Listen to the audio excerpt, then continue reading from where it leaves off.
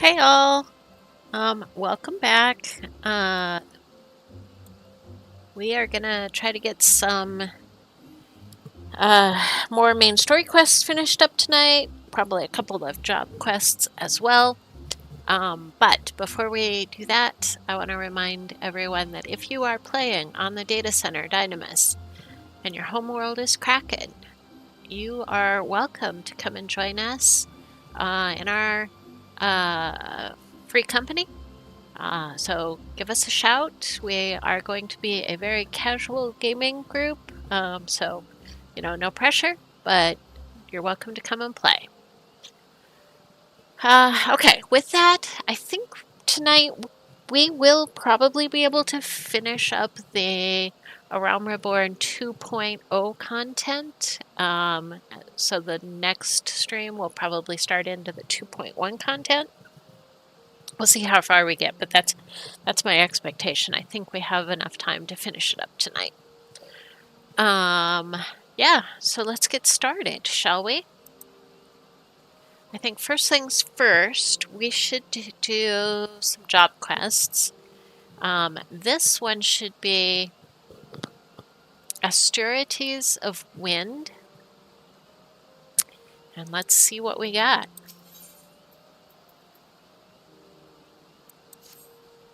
I sense Garuda's restless essence roiling within the confines of your etheric channels. It's time we granted it release with the Austerities of Wind. Thankfully, I already have in mind a location that well suits our elemental purposes. You are familiar with the floating city of Nim in Outer Lanasay? I'm not sure I am. As you might imagine, the aspect of wind is entirely dominant in the area of those suspended isles. Pray, make your way there as soon as you feel prepared. I'm quite excited to see this new Eggy. Alright.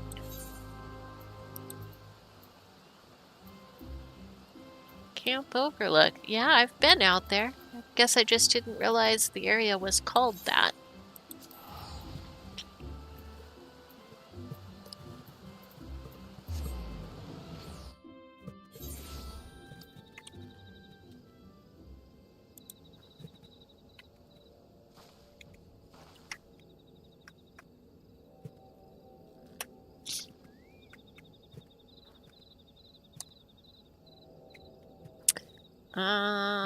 Let's get out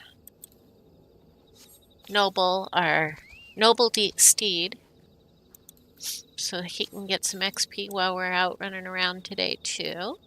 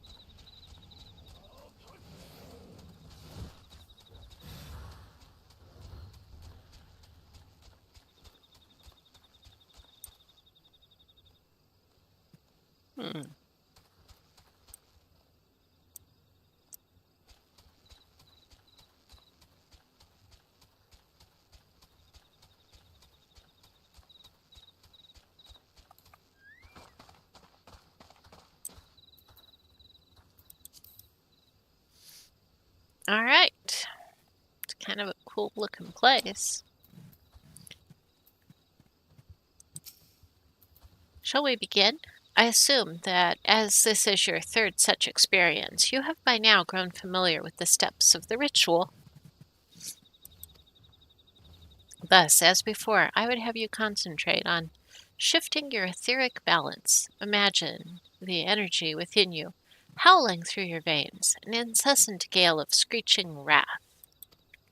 Garuda's essence will be only too eager to harness those raging currents and shape them into a worldly avatar.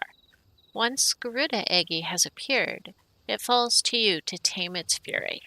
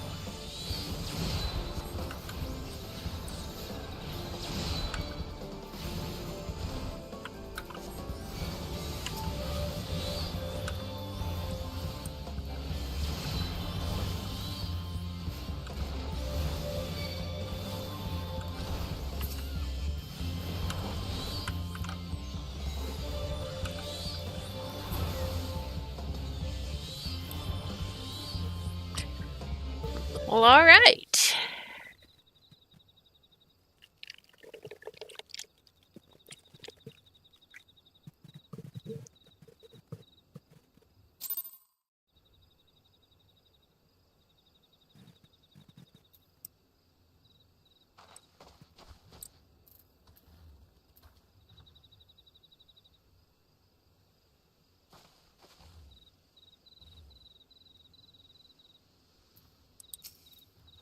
Masterfully done, Misty. Roegadyn's power is now yours to wield. Your aptitude for the art of summoning has exceeded my highest expectations. I honestly could not have found a more valuable partner for my research. Let's return to Apolku Falls. I'm sure you must be exhausted after this ordeal.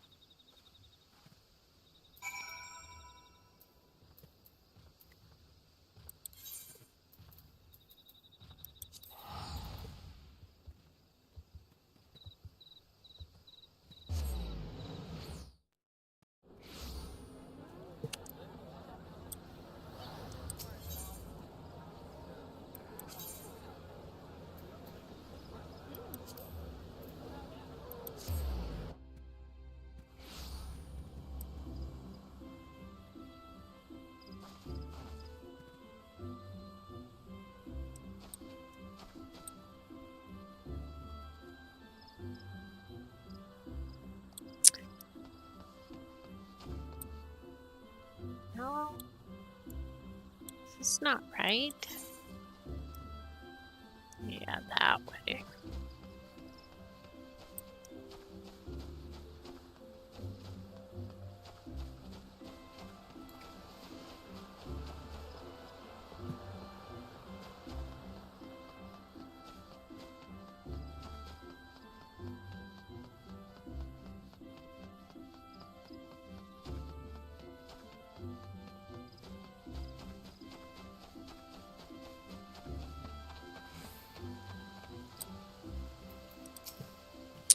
With the addition of Roegadyn, you now command 3 powerful avatars. As you have no doubt realized, however, each of these entities has a particular role in which it excels. For Roegadyn, that role is unleashing magic to strike down distant foes. I must admit to feeling equal parts joy and apprehension at how faithfully the summoned being displays the original Primal's volatile disposition. Experiment with your Eggy allies, and the most effective use of their individual abilities will soon become clear.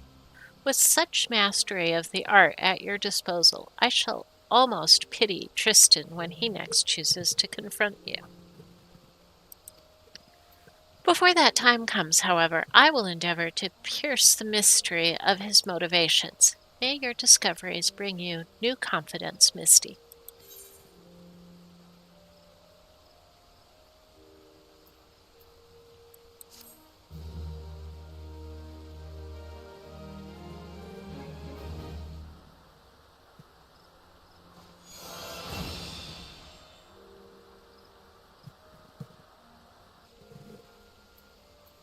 Very nice.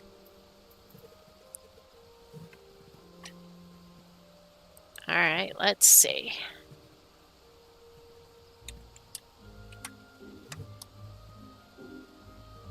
So this should be drowning out the voices.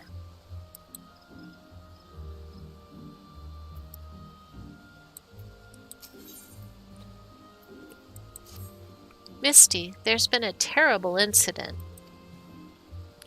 My poor colleagues at St. Cognac's find murdered. The reports are confused, but they all mention the same black-robed attacker. You know as well as I do that Tristan is behind this massacre. He has indeed grown bold or desperate to commit such a brazen act. We should set off to Mordona at once and speak with any survivors. It may be that we can glean some idea of what the cold-hearted monster was after, or where he might strike next. We must stop him, Misty.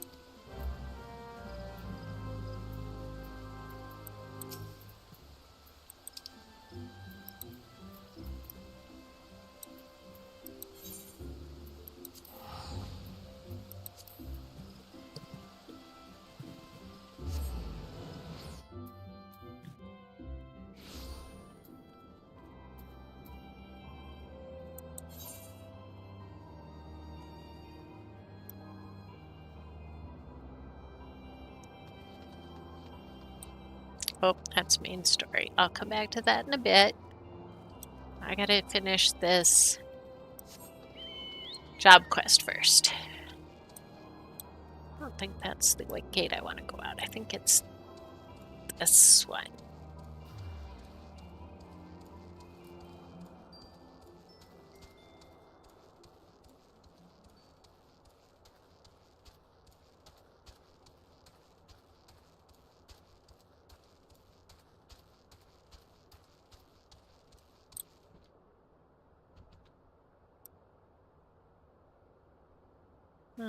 Maybe it wasn't right. Yeah. Oops. Let's try this again.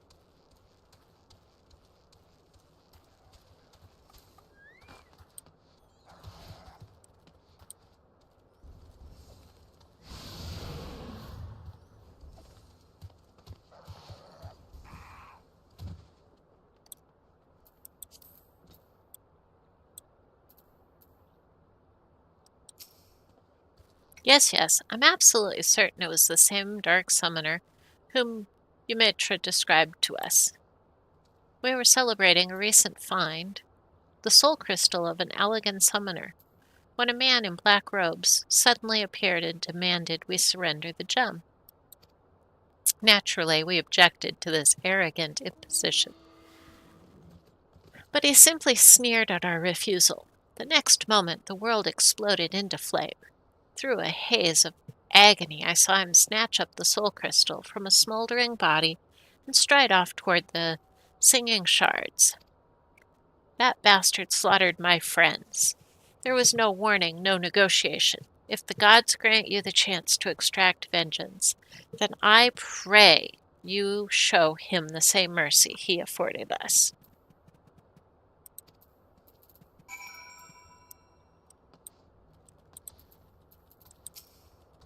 Another soul crystal? Yes, it makes sense that he would shift his attention to a more easily obtainable gem. After all your progress, you would now make for a most formidable opponent. Ah, I must apologize for not sharing my theory earlier. I suspected that Tristan might desire the soul crystals you carry, but did not wish to draw any premature conclusions without sufficient evidence. I'm at a loss, however, to explain why he seeks to collect more of these Roegadyn relics. We shall just have to ask the villain himself after we corner him in the singing shards. Let us be on our way.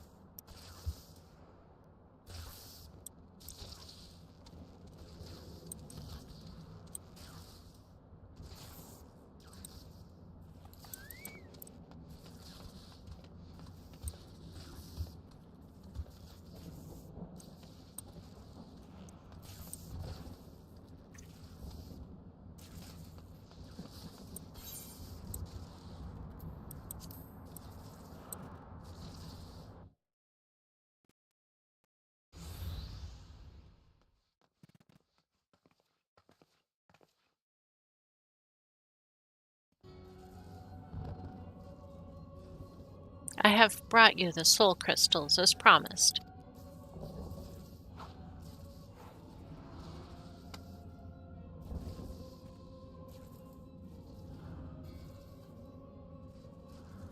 Yes, these appear to be authentic Allegan artifacts. Very well, I shall honor our bargain.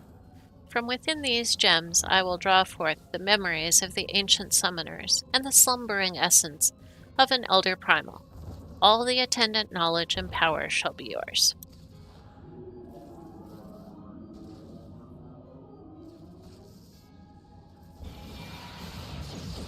Ah!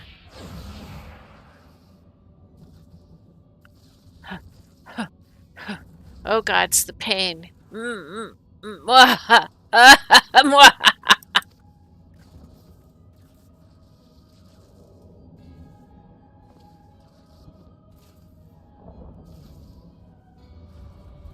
Ah, the bumbling summoner and her incompetent lackey make an appearance at last.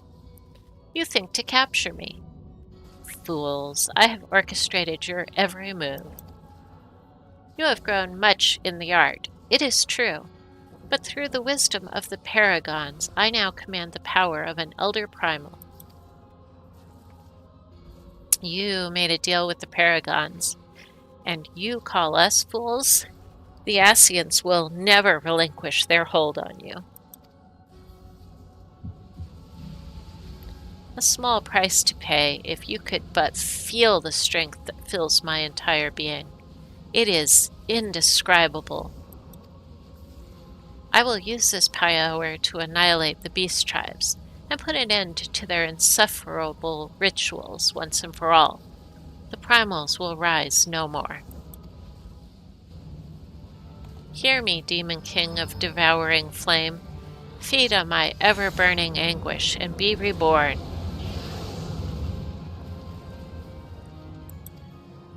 The culmination of my sacred duty is at hand. But first, there is one more soul crystal that must be mine. I will tolerate its wasted potential no longer.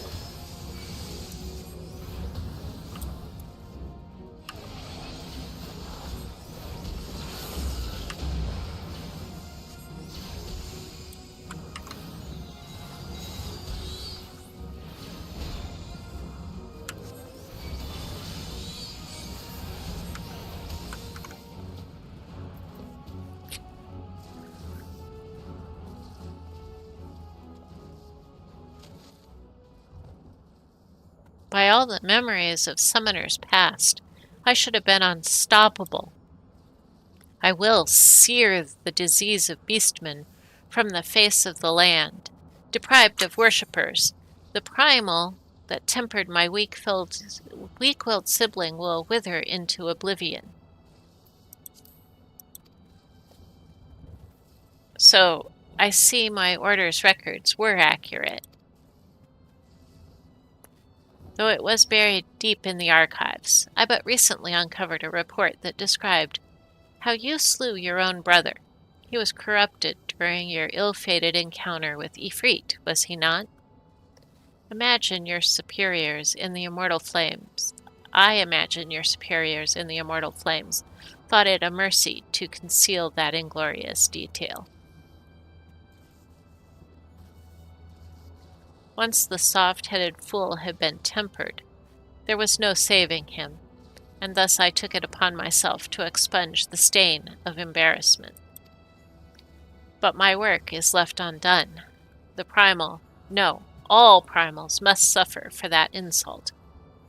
After I killed my brother, I found myself liberated, my vision clear. No deed was too vile if it promised to add to the power I required. How can you not see? I am the sword of vengeance, and I shall wrest that soul crystal from your blasted corpse.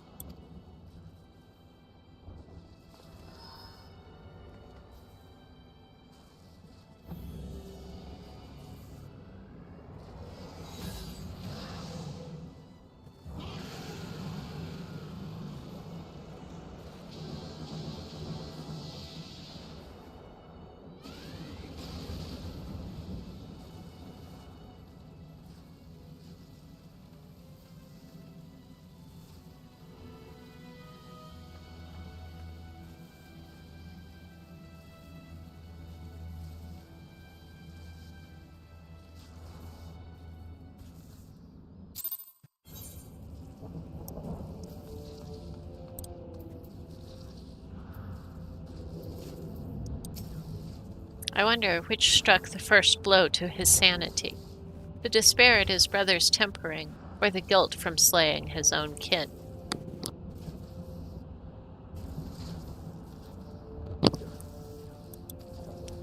It is ironic to think that, discounting the means, our purposes were fundamentally one and the same.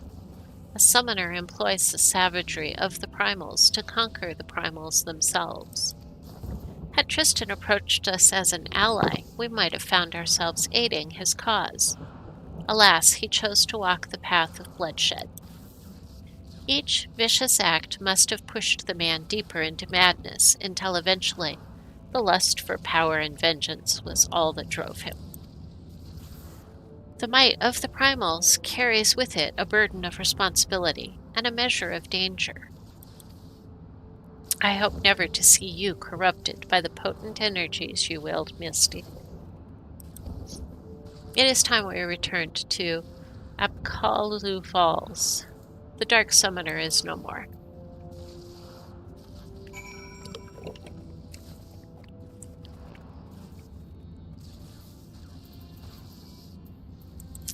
Alright then. Back to Gridania.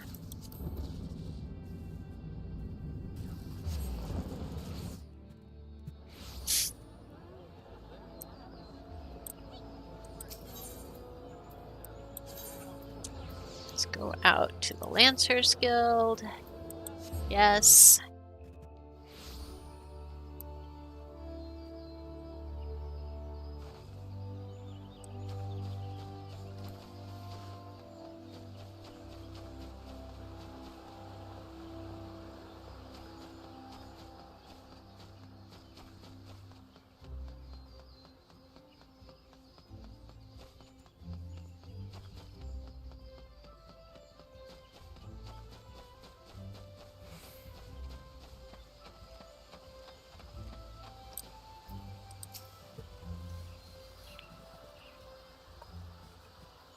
Oh, how I would love to declare our troubles at an end, but I fear the Ascian with whom Tristan made his bargain is yet afoot.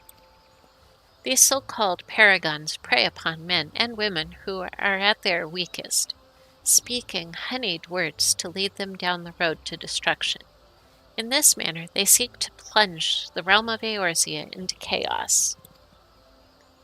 It is reassuring to know that heroes like you exist to foil their never-ending schemes and foul plots. An outright war against the Ascians looms closer day by day. Thus would I have you armor yourself with this last piece of the Evoker's attire.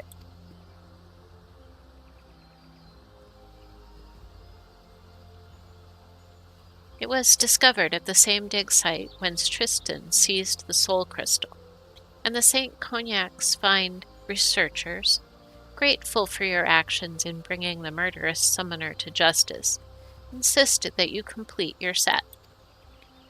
One can never be over-prepared when heading into battle against a paragon. Wear it proudly, Misty.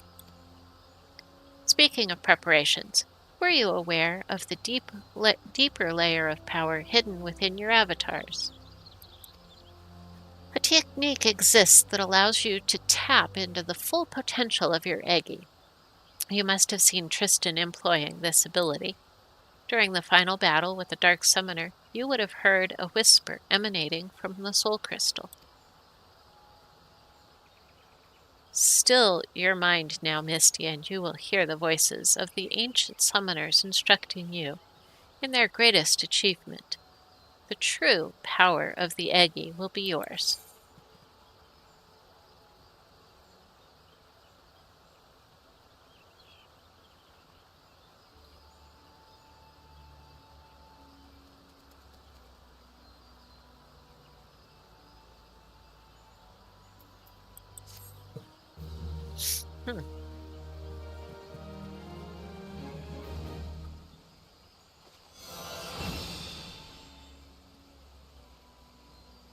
This concludes the Summoner's quest for Final Fantasy XIV: A Realm Reborn. In order to undertake the next series of quests, you must first meet the following requirements. You must have completed the main scenario quest before the dawn. Once you have done so, the next Summoner quest will be available. Okay.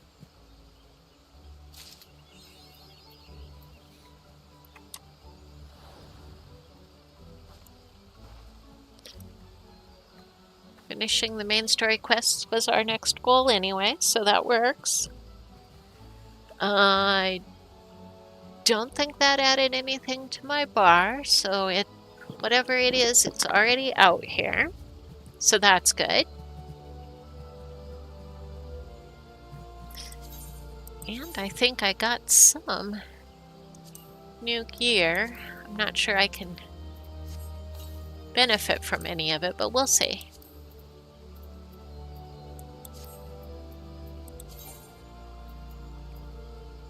Looks like no. Okay, that's fine.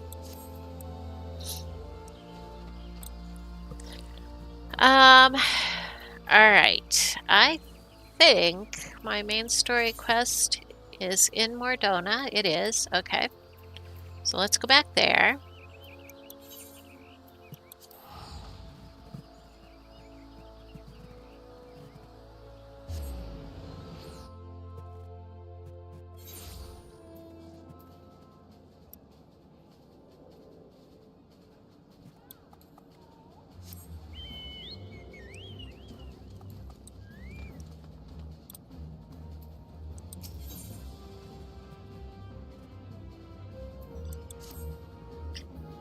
While Galumut goes about devising his plan, we need to see to some preparations of our own. Oh, oops. This one is drowning out the voices.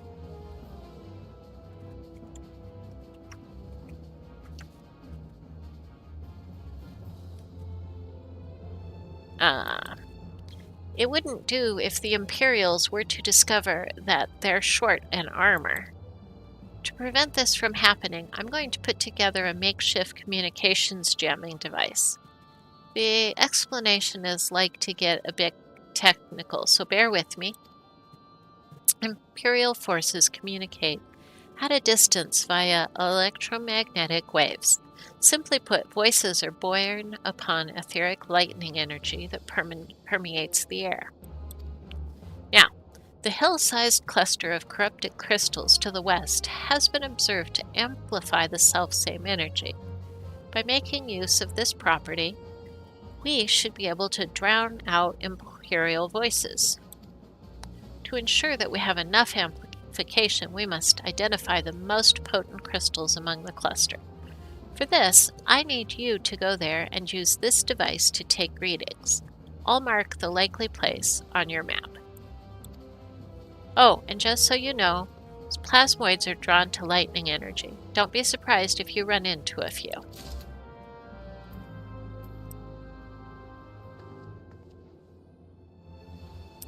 Now, it's interesting that he's got a main story quest marker on him too. But let's take care of this.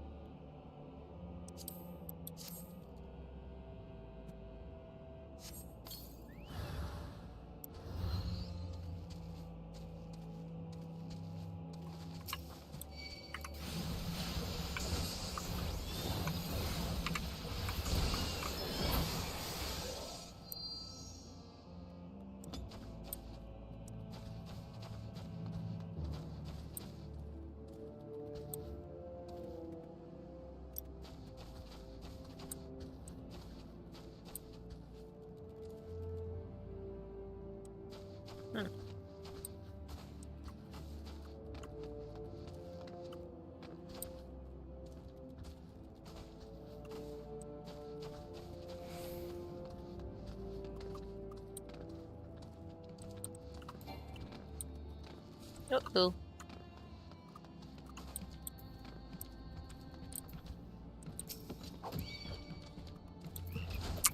Oh, well, damn.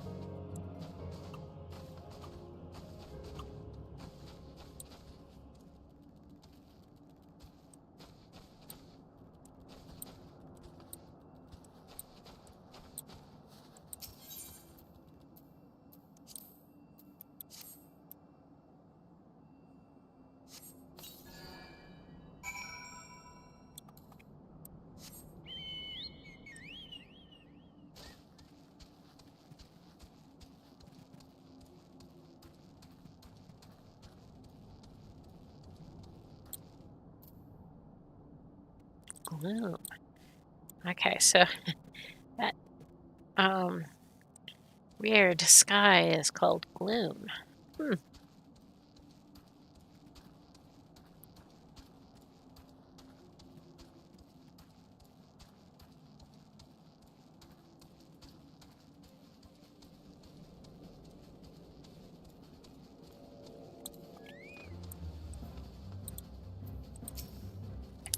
You have the readings. Excellent. Here, let me see the numbers.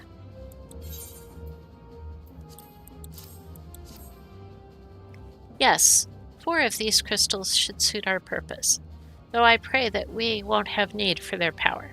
My thanks, Misty.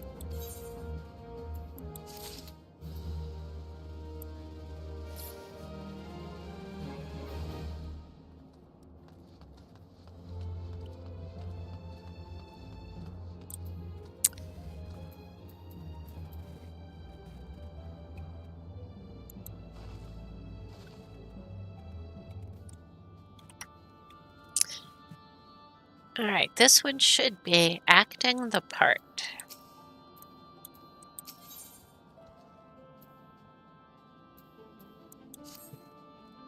Clean the wax out of your ears now, because there's something I want you to do by way of preparation. The plan is to have you enter Castrum Centri, all decked out in Imperial duds, but a disguise is more than just the clothes you're wearing. You also gotta act the part. At the very least, you need to know how to perform a convincing Imperial salute. First impressions are everything, as they say. I could teach you the salute myself, of course, but it's best you learned it from the experts. So get yourself near as you dare to Castrum Centri and watch the Imperials doing what they do.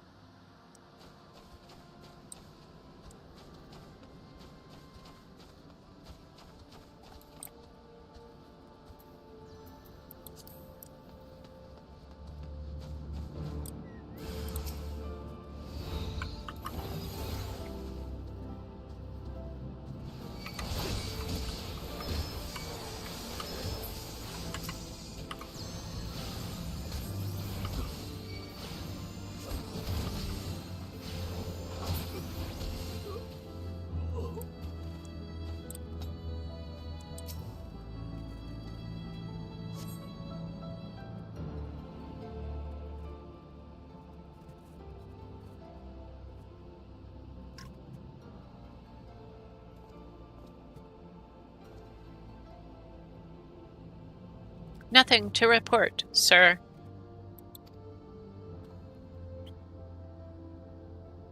We have received an anonymous warning that insurgent forces are near. We must redouble our vigilance. I shall recommend that patrols be increased.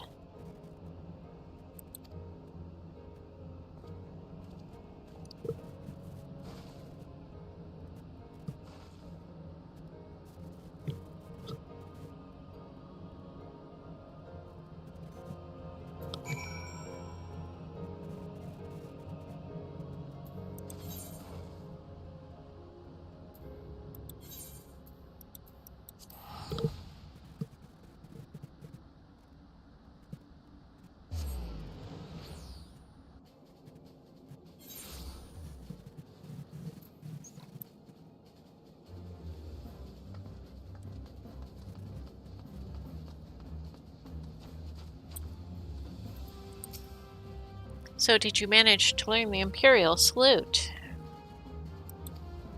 No, best you don't demonstrate. I'm liable to fly into a rage and crack skulls. I'll just take your word for it. You have learned the emote Imperial salute.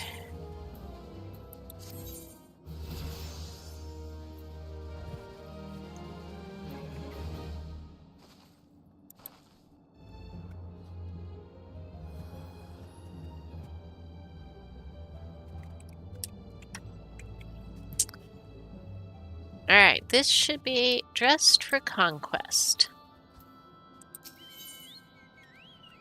Sark Malark. You are called Misty Shores, yes? I have heard of your plight from my friend Glomut. As a fellow adventurer and the son of Eorcia both, I would offer you my assistance. In order to infiltrate Castrum Centri, you and your comrades must disguise yourselves as Imperial soldiers. The question is how to go about acquiring the uniforms and helms. There are places a man might purchase them, but individuals who deal in such wares are not the sort whom you would entrust your secrets. It would be more prudent, I believe, to procure what you need via traditional means, from the bodies of their recently deceased owners. The fortified area before Castrum Centri never lacks for Imperial patrols. It ought not take long to obtain 3 sets of gear, one for each member of the infiltration team. Biggs, Wedge, and yourself. When you have what you need, please return here and allow me to inspect the spoils.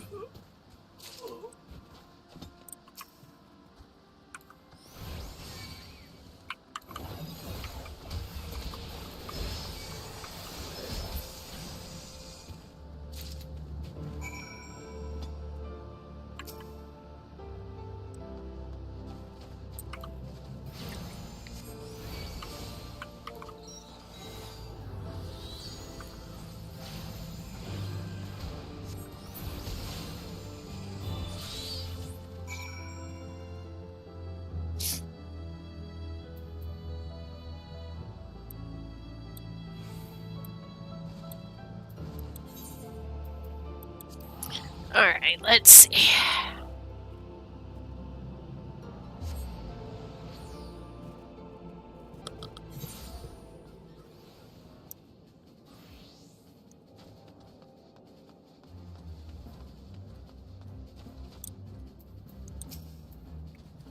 Were you able to obtain 3 sets of Imperial equipment?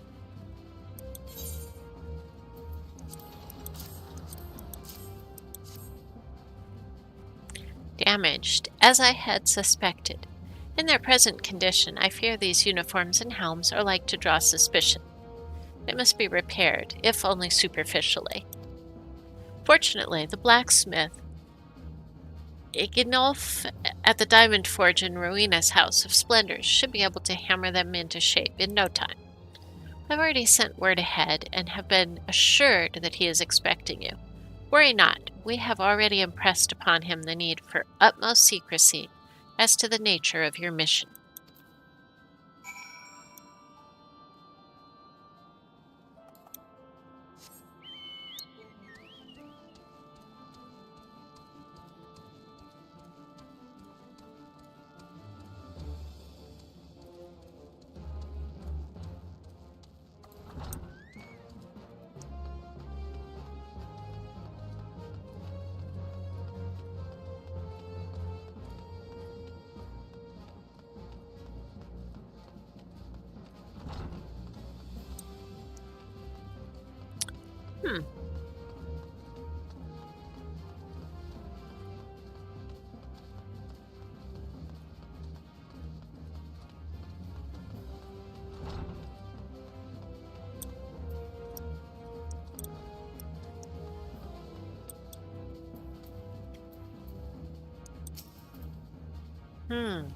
So you're the venturer Sark Malark sent, are ya? I've been waiting for ya. Now, let's see what you got for me.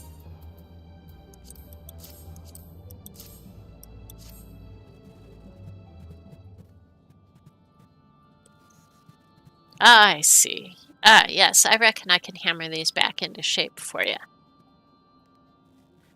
After all, I owe your friend Sark Malark a favor or two. Took good care of old Eganoff back in the day before I fell in with old Rowena, he did. Did you know he's the son of one of the wealthiest families in the Sultanate? Wouldn't expect someone like that to end up in the life he did, but I suppose he always felt the venturer's life calling him. But here I go blabbering on when there's work to be done. Just hold your horsebirds for a moment or two, and the great Eganoff will have your gear looking good as new.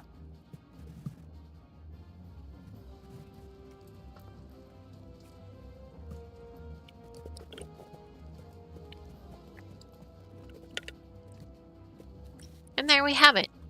Won't do you much good in battle, mind ya, but from what I hear, that's not your priority anyhow. Do send Sark Malark my regards, will ya?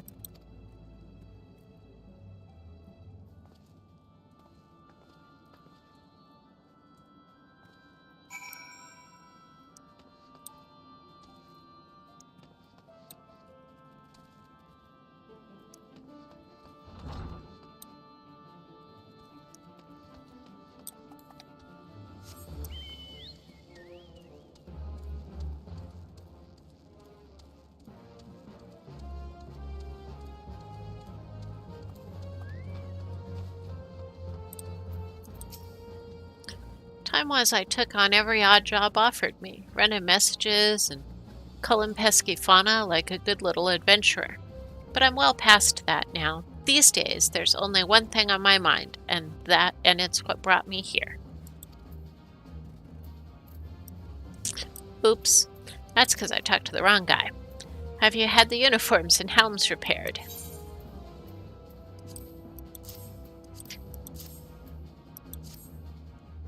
Yes, these will serve us beautifully. The great Eganoff never fails to impress. The quality of these repairs would fool even a legatus. Thus equipped, you should not have any trouble blending in amongst Imperial forces. Lest you fear that the Garleans might detect your foreignness, Foreigners, in fact, form the greater part of the Garlean invasion force in Eorzea. You see, when the Empire subjugates new territory, it assimilates the people of that land into its armed forces. In turn, these conscripted forces are sent to subjugate faraway lands. In this way, Garlemald nips rebellion in the bud and expands its territory in one fell stroke. With that, my part in your mission is done. I'm full glad to have been of assistance to your cause. Why would I? A wealthy merchant wish to help you?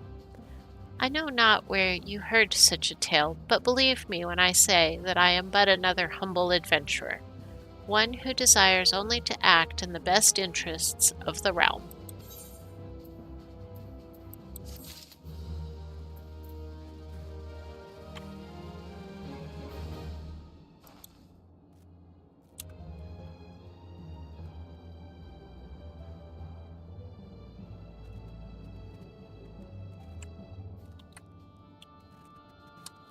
Okay, this should be Fool Me Twice. No.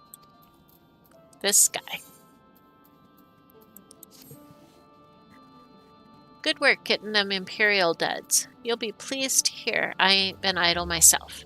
It took me long enough, but I've finally hatched a plan to get us a suit o' Magitek armor. Now, from what I've seen, Castrum Centri deploys a Reaper for most of its patrols. Trouble is, the patrols themselves are irregular, meaning random routes and random deployments, and hardly any of them come anywhere near Revenant's Toll. So, hoping to coax the Imperials out o' their shells, I took the liberty o' feeding them a bit o' the false intelligence. Told 'em insurgents had designs on their stronghold. 'Tain't far from the truth, now I come to think of it.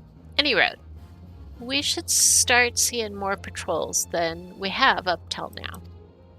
What you need to do is approach one of these patrols dressed up in your shiny tin suit and alert them to the enemy's presence. Having done that, you'll want to lure them as near to Revenant's Toll as you can. Like as not, though, they'll be wary of venturing far from their own walls.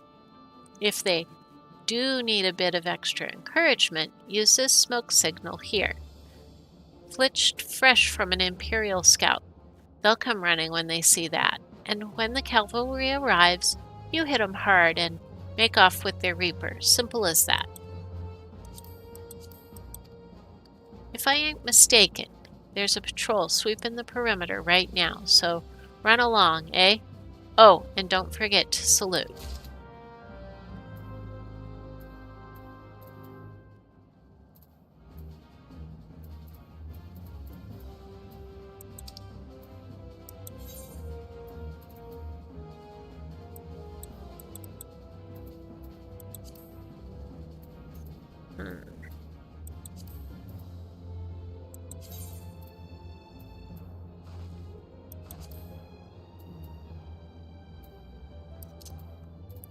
We're going to need this one for a couple of seconds, so I'm just going to set it over here.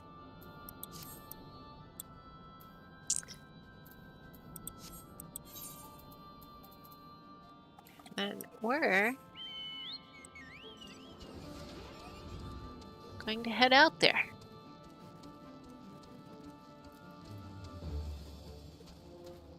At least I think I'm going the right direction. I get so mixed up. Oh, you know what? I think this is... Yeah, okay, good.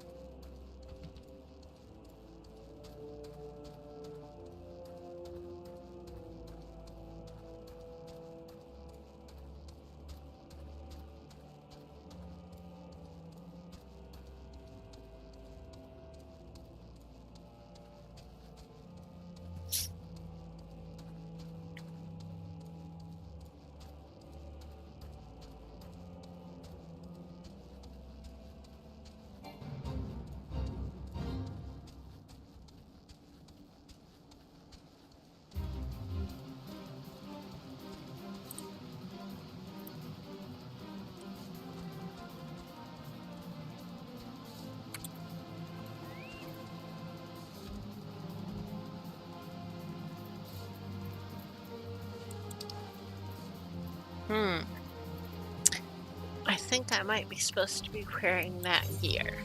So let's see if we can find it.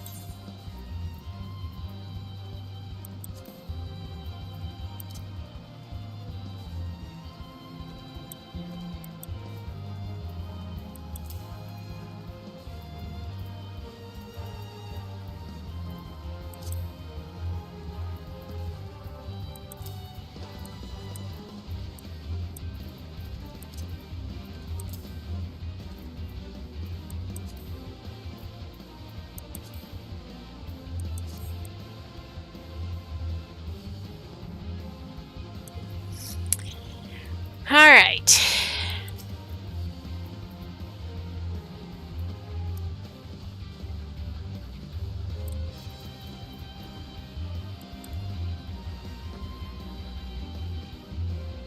Carry on, soldier. Insurgents gathering to the east, you say? Judging by your description, they are well beyond the perimeter, but I will not have it said that I was remiss. You, return to the scene and keep an eye on those insurgents. Should aught go awry, use your smoke signal to call us.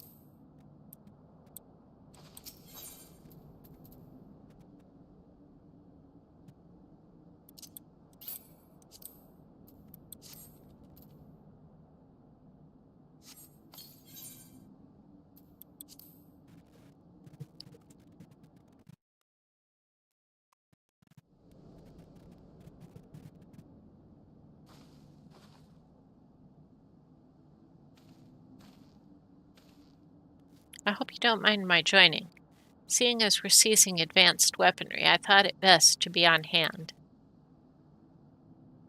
Ah, there she is.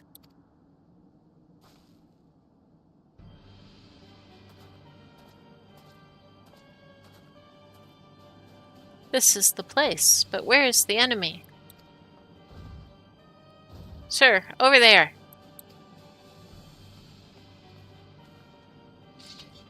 Send in the Reaper.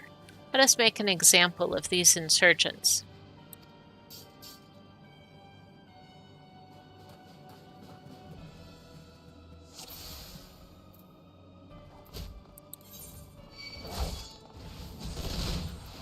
This is not going to go well.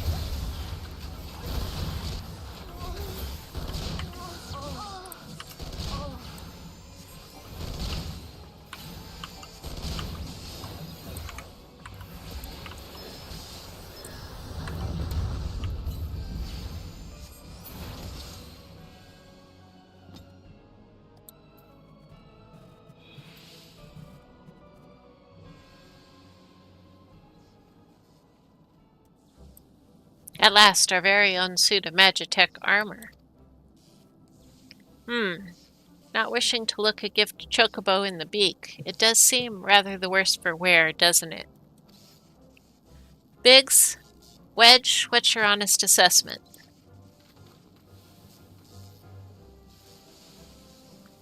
Well, there's the fact that she's smoking, of course. But looking past that, I'd say she was structurally sound. I don't like the way these legs are buckled. I hate to say this, but the servo mechanism may be damaged. But aren't those things protected by thick armor plates? They are, yes. It's odd. The casing doesn't seem to have taken a blow. I suspect we're dealing with a faulty part. Well, whatever it is we're dealing with, we're not resting till it's fixed. Not one wink of sleep. You got that, Wedge? Oh. Cart chocobo. I heard that. A hall has been set aside for our use in Revenant's Toll.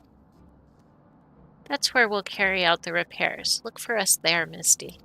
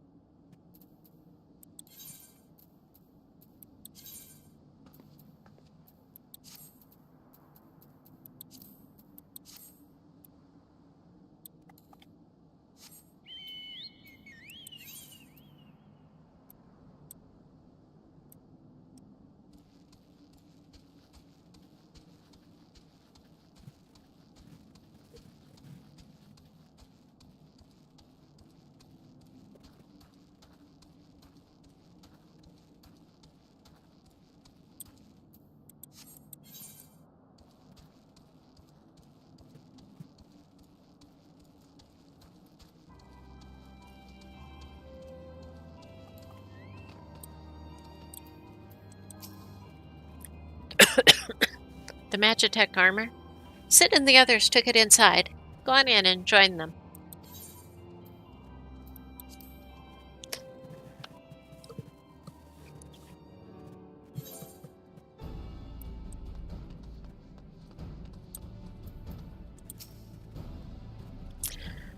We've now had time to take a closer look at the Reaper.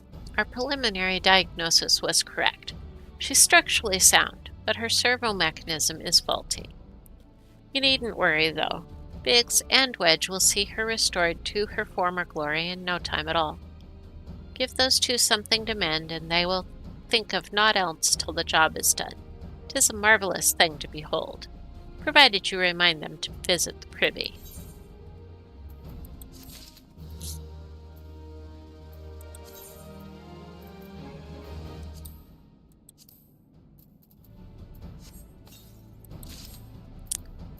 Unlikely to be better than what I've got, but let's check. Yeah, nope. Alright.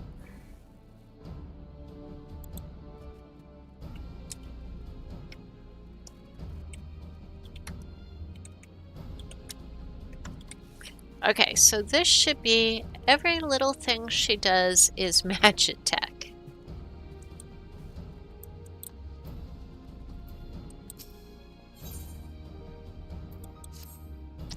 The repairs are proceeding apace. It shouldn't be long now before Biggs and Wedge complete their work. There is, however, one small problem. As you may recall, the machina's servo mechanism was discovered to be faulty. Wedge has subsequently ascertained that the Magitek core which drives it is worn beyond use. Such cores are rather fragile devices, which must be replaced at regular intervals. Thanks to the negligence of our Imperial colleagues, however, the one used in this Reaper was long overdue. Alas, we do not have access to a ready replacement here in Mordona. But all is not lost. Wedge thinks he may have identified an alternative solution. Go and see him, would you? He'll explain the details to you.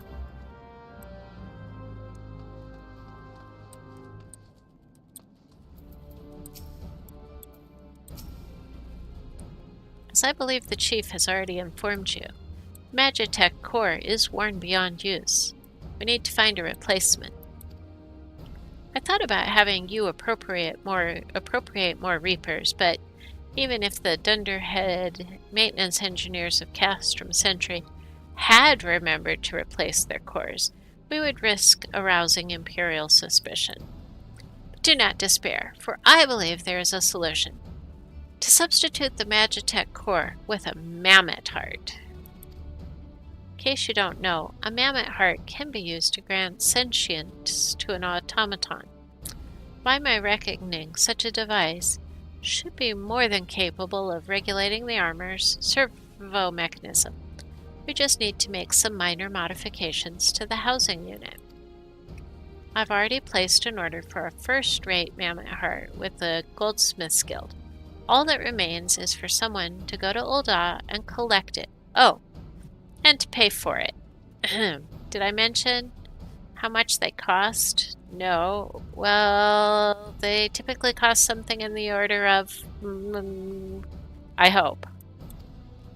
You don't mind footing the bill. It's for a good cause. No, I guess I don't.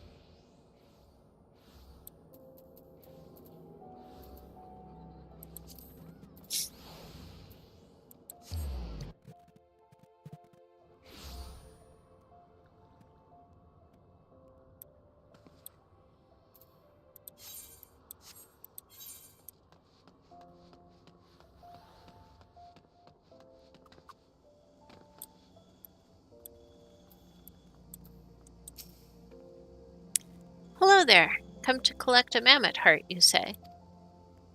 You must be here on behalf of Garland Ironworks.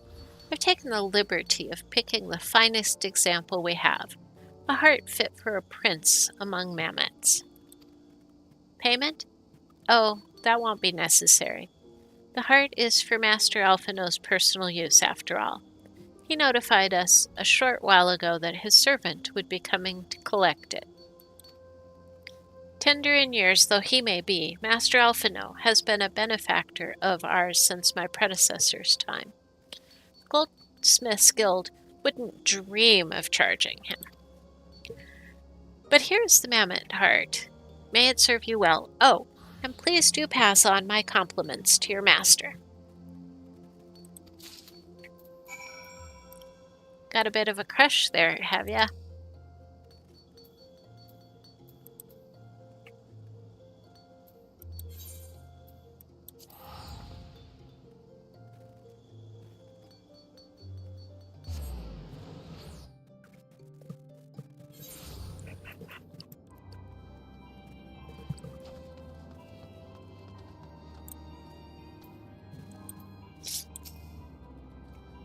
Want to go in? And hardly needs saying, but try not to be seen.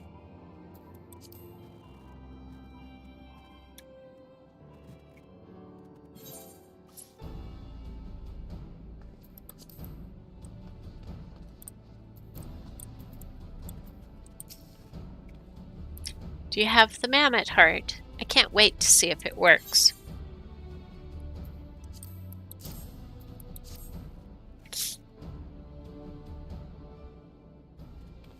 Hurrah! Thank you so much. But this This is magnificent. It must have cost an emperor's ransom. Free of charge, courtesy of Elfino. Coming from an influential family certainly has its advantages. But without further ado, let's give it a try. I've already modified the housing unit, so it should slot right in.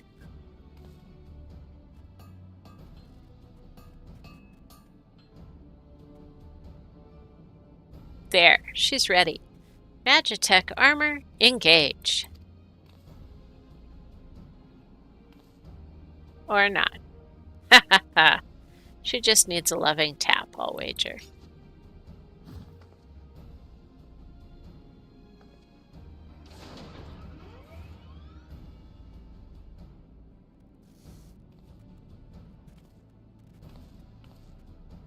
Yes, she's alive!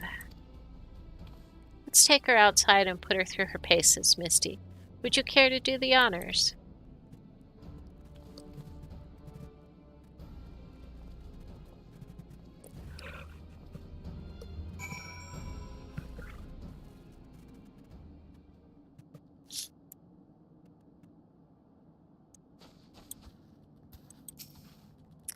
Hop into the pilot seat. We'll begin as soon as you're ready. First, I'd like you to try climbing that tangle of crystals yonder. As far up as you can go, if you please. Oh, and if for some reason you need to dismount, simply come back here and we'll start again.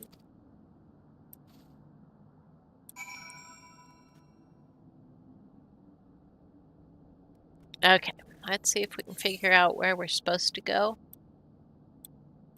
Over there. All right.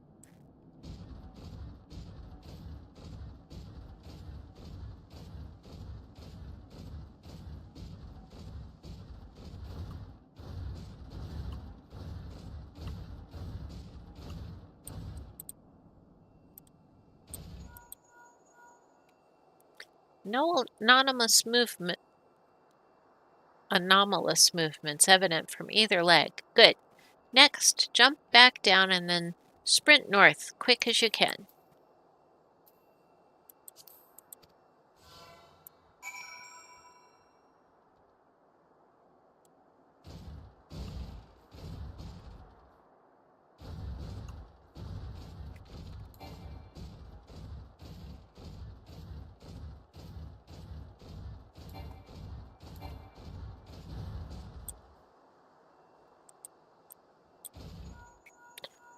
Leg joints absorbing all impact without incident. Excellent. Please make your way back, Misty.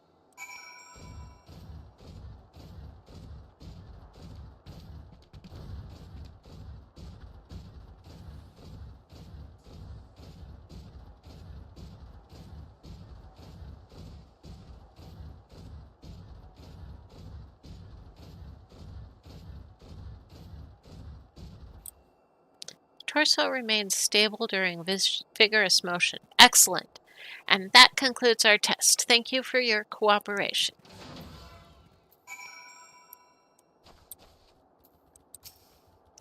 Here is a summary of my findings. The drivetrain is in sound condition. With some fine-tuning, we can expect a noticeable improvement in performance. As for the servo mechanism, I'm afraid it's not nearly as responsive as it should be, and I'm at a loss to explain why. The mammoth heart is in pristine condition and should be installed correctly. Perhaps its inner workings are simply too different to operate harmoniously with the armor's other mechanisms. Whereas Magitek cores serve only to conduct impulses, mammoth hearts enable automata to process the information collected by their sensors as feelings. Maybe she just doesn't feel like part of the team, in which case we should all do our best to make her feel welcome. Yes. Welcome.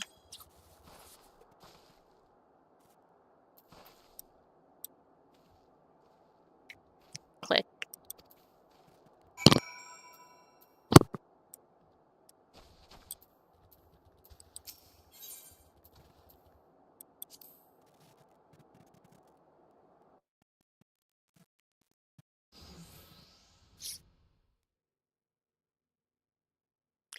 Daft as it felt, I gave it my best. I've welcomed myself to a bloody standstill. What were you expecting it to do anyway? Bob us a curtsy.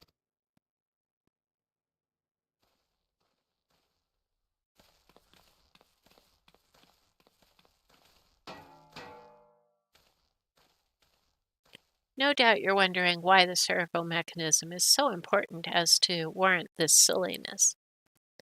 Without it, the pilot would be required to control the armor's every movement manually.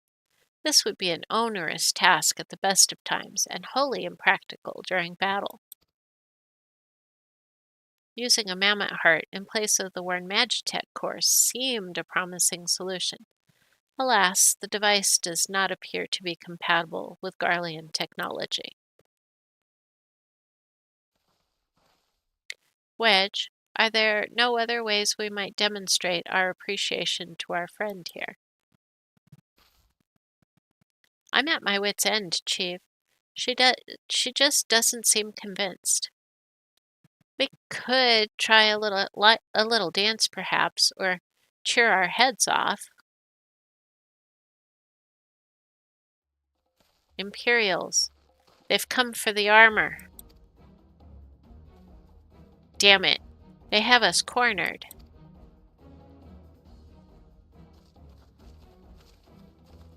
There's the Reaper.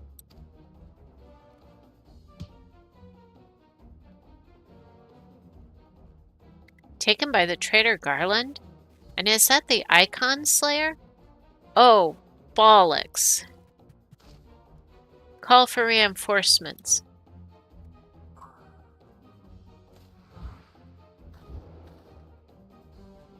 The hells you will.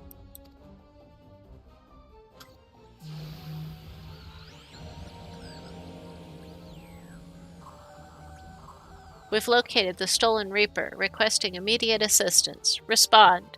Respond. It's no use, sir. There's some sort of interference. Curse you, Garland. No matter. If we can't reclaim it, destroy it.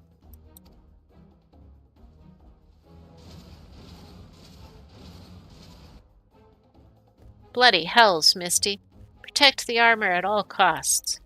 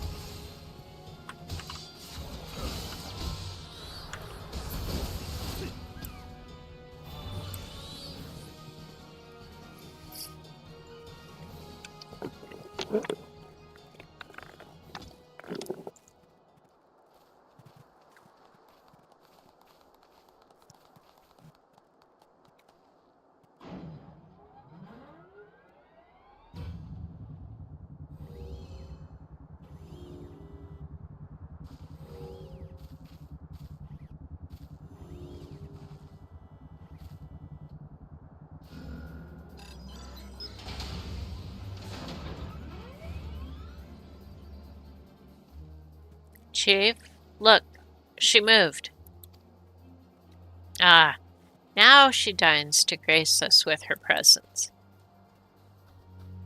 It took us a good while, but we're finally ready.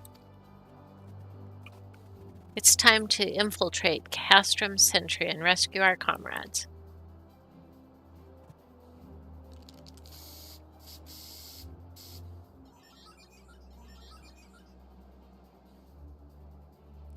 There, the finishing touch.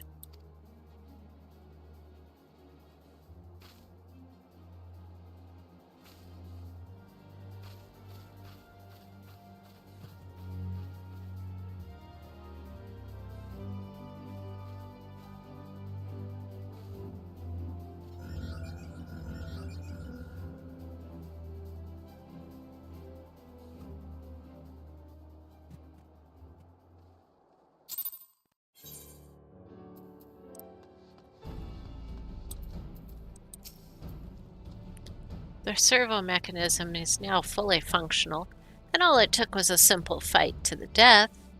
Remind me not to install a mammoth heart aboard the Enterprise, would you? Much as I love her, I would rather not be required to profess it before boarding. But enough of that. Let's see to our final preparations. Thanks to Biggs and Wedge, the Reaper is as good as new, or as prepared as we're like to get.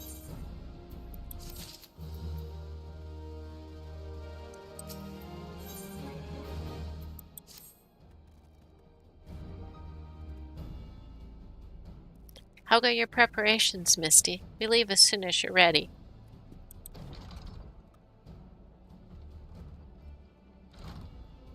Galmund, you came. I thought I'd give you all a roarin' send-off. 'Tis the least I can do for the fine men and women what are about to make my lifelong wish come true. Well, we'll do our best, It occurs to me, for all the help you've afforded us, we know little and less about you. What did the Empire do to earn your ire? Ah, but I fear I've put curiosity before consideration. I quite understand if you'd rather not relive those memories. No, I don't mind really. Truth be told, a part of me was itchin' to tell you my tale. Mind you, 'tis hardly novel. I ain't the first to suffer at Imperial hands. Like most folk, I used to have a mother. She was a sweet, caring woman with a smile never far from her face. There was sister, too, pretty little thing. She was gentle as a lamb, but tough as nails. We were poor folk, living simple lives, but we knew happiness just the same.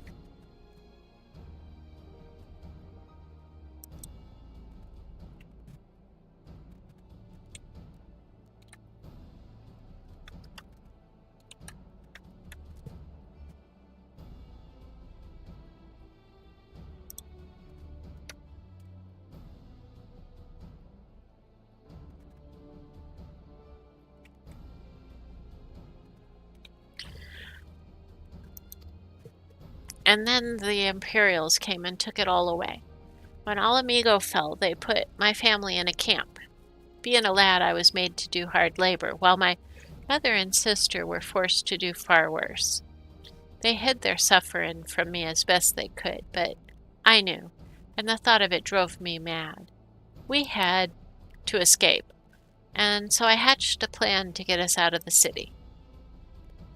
We were picking our way around a gore not far outside the walls when they caught up with us, and rather than allow themselves to be taken again, my mother and sister leaped over the edge before my very eyes. Heartbroken as I was, I didn't put up a fight when the Imperials clapped me in chains and dragged me back.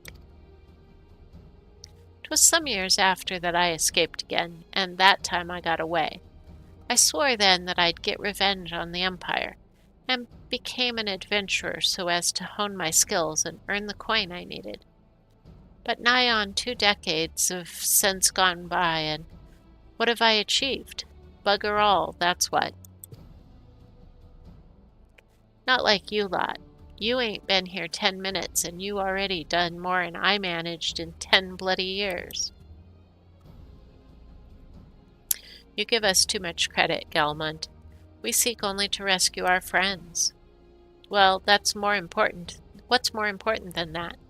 And any road, after you've got your friends back, you're planning on going after the Empire, and don't pretend you ain't. I've helped a few folks take on the Imperials over the years, and every time I have, it's helped stave off my appetite for revenge. But Summit tells me I won't be going hungry for a while, what with everything you've got planned. And you are sure that will satisfy you? If you wish to strike back at the Empire with your own hand, you only need to say the word. We would be glad to have you join us.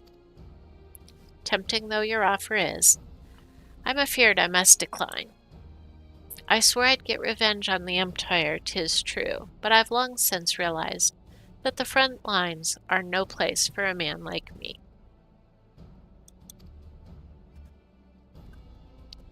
Aye, there's some as would call me craven, but I prefer to think of myself as a realist. My talents lay in scheming, you see, not swordplay. Helping folk like you is how I can make the most difference. But that's quite enough storytelling for one day. Best not keep your friends waiting any longer. I'll be praying for your safety and success. May Ralger give you strength.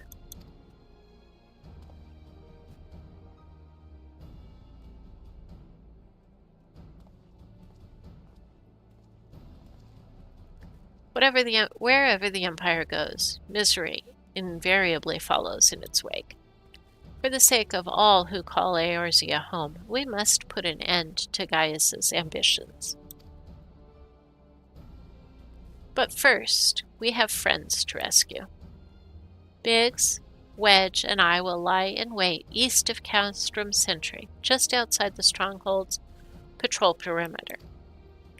Join us when you're ready. Oh, and don't forget to wear your disguise, or this will be the shortest rescue mission in history.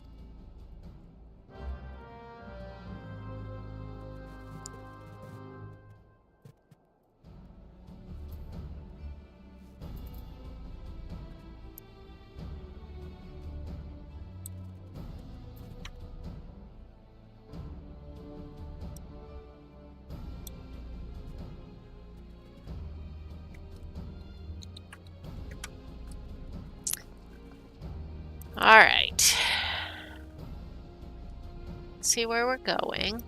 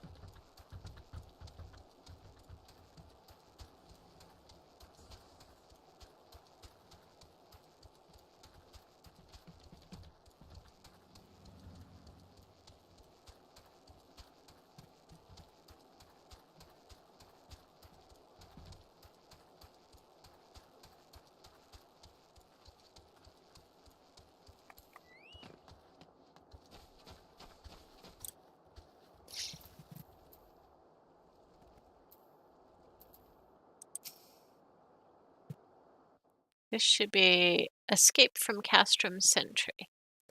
Forgive me for saying so, but you look rather fine in imperial black and crimson. Definitely your colors. Ah, but now is not the time for jests.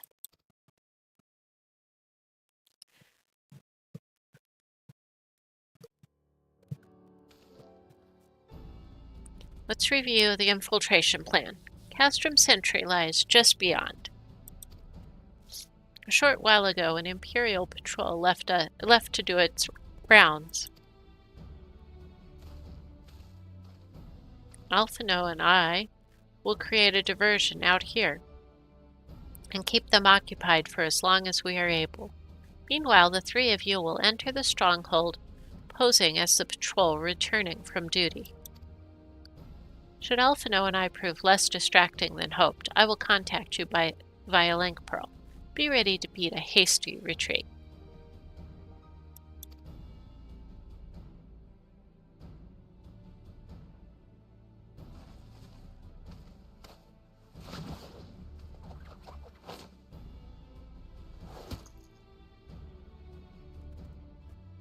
Which will lead the way in the Reaper. Stay, but don't do anything suspicious in the vicinity to cover our retreat in the event that Alphino and I attracted too much attention, but the approach of an Imperial vehicle forced us to improvise. Don't be too disappointed. They did at least leave a message for you, something along the lines of, don't do anything reckless, if memory serves. Wise words.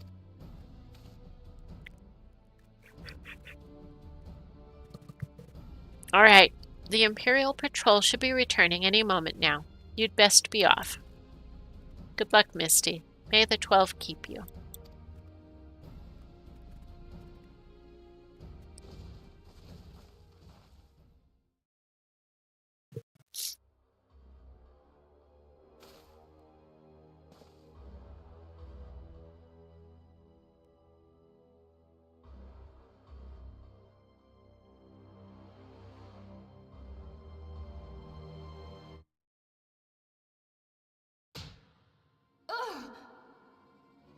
You have spirit. That I will allow. Yet you struggle to the benefit of none, least of all, yourself.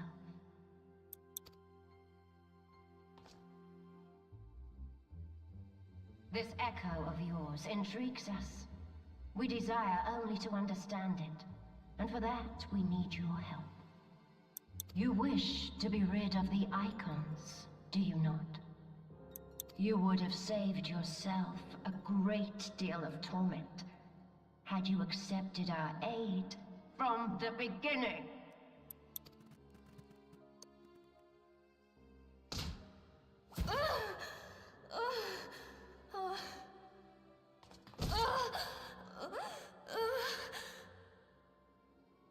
Tell me everything, and I shall end it quickly.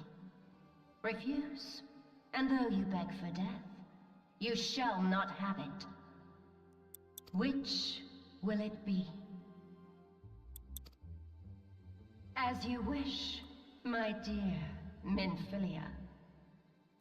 Unpleasant though it will be for all concerned, you leave us no choice but to employ more rigorous methods of study.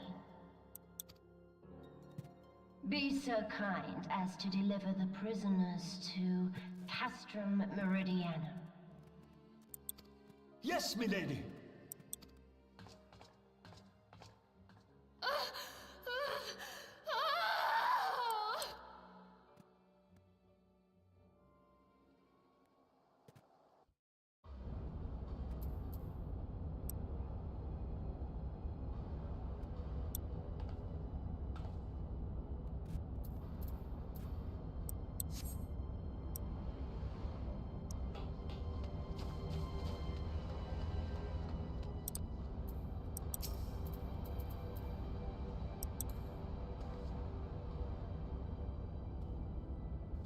Oh, my apologies. I didn't notice you there, so engrossed was I in my task.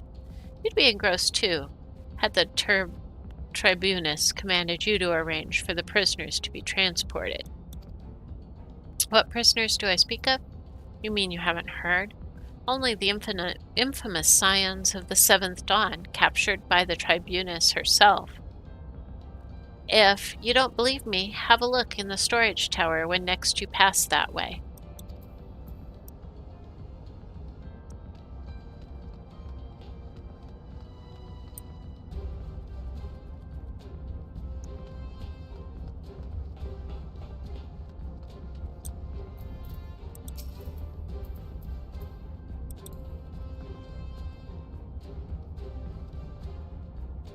That's a fine salute. Part of the maintenance crew from Austerities, are you? Welcome to Castrum, Centri, engineer. What? Prisoners? Ah, you've heard the rumor then. Yes, they're being held in the storage tower, but I strongly suggest you pay them no mind. You were summoned here to work, not to gawp at Eorzea's defeated heroes. Now show a bit of enthusiasm, or I'll have you report it.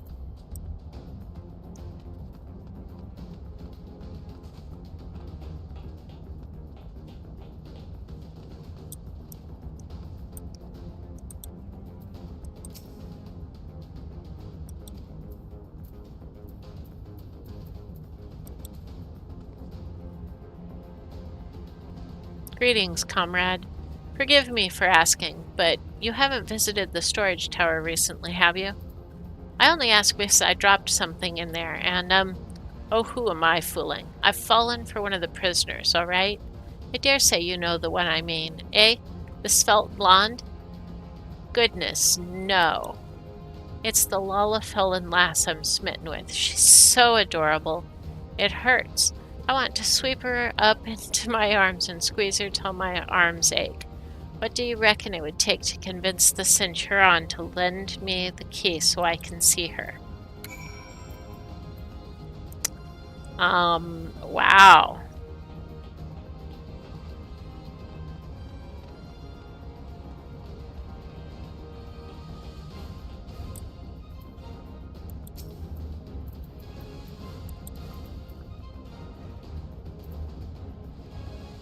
What's this? You need access to the storage tower. What business have you there? At the Tribunus's behest, you say? This is highly irregular, but it would not do to make my lady wroth. Take my identification key. See that it is returned when your errand is concluded.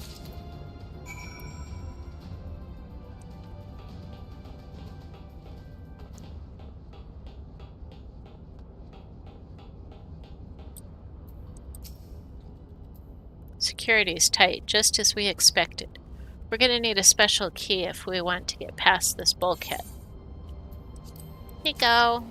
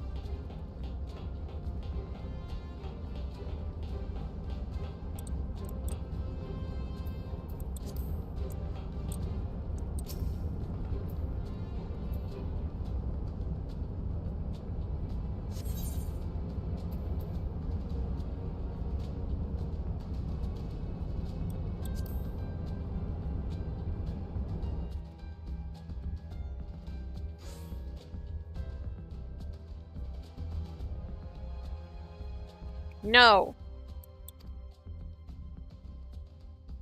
Minfilia and the rest. Thank goodness they're safe. I am the one you want. Leave the others be.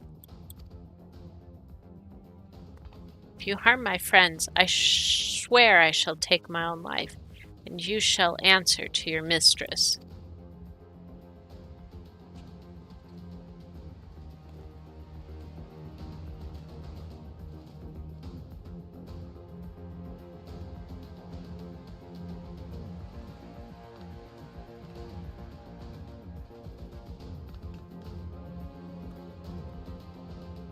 Gasp. Tataru, we must do something. We risk letting the entire Castrum know we're here.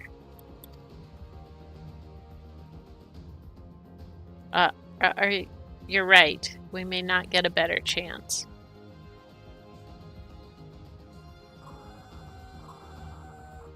This is the third squadron. What is it? A Reaper. Seized. When? And this came to light only now? culprits will have left a trail. Take as many men as you need and scour the area. I want the Reaper found.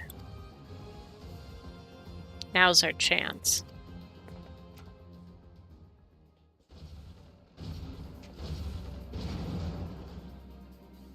What the? Strike my last. Eliminate the intruders.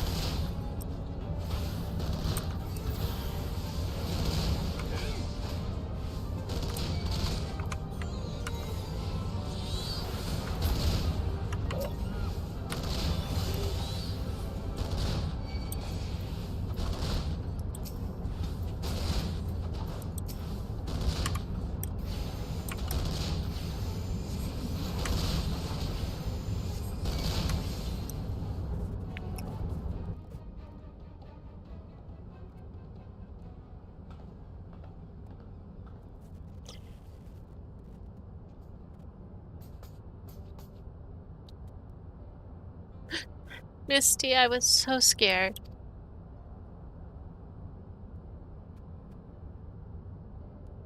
It was foolish of you to come here. You might have been killed. But thank you. I shudder to think what might have happened had you not arrived when you did. I say, did you not see Thancred anywhere? I'm beginning to fear for the fellow.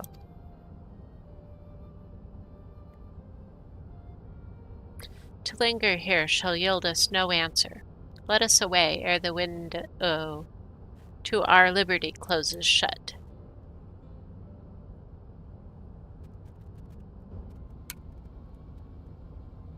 What did you say? Escaped? Then recapture them. Fail and I shall have your head.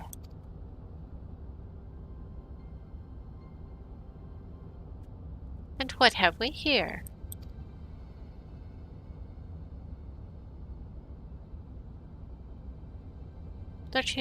Tribunus herself, just as you said. You have the eye of an airman, Ida.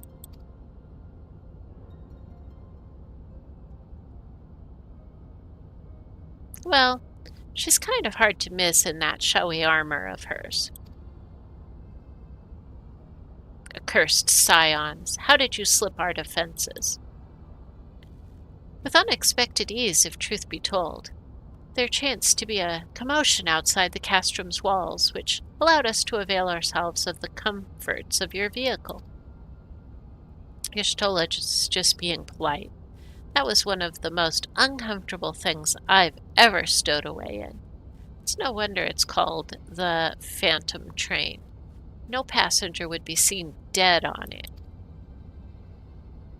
So you scuttled in amongst the freight, like the vermin you are. I shall be sure to have words with our rat catcher.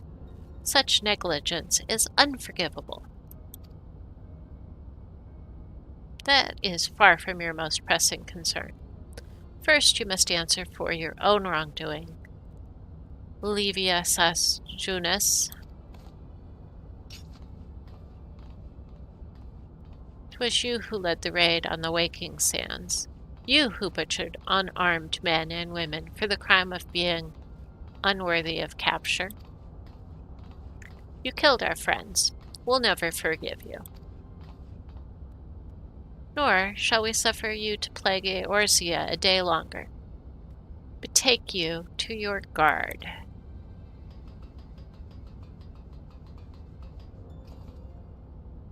More intruders. Protect the tribunus. Confound it. Ida with me.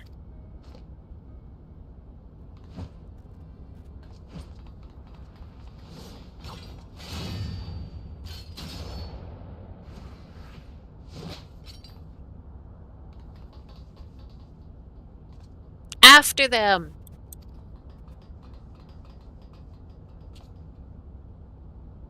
Where is His Excellency? In the hangar, my lady, in discussion with our guest. Alert him at once. Yes, my lady.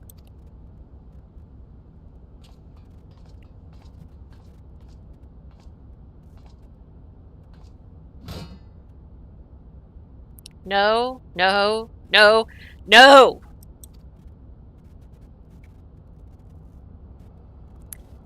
There they are. Fan out and surround them.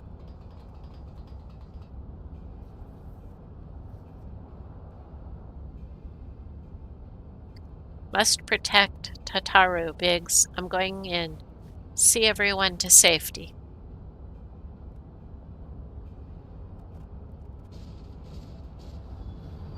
No, Wedge, don't do it.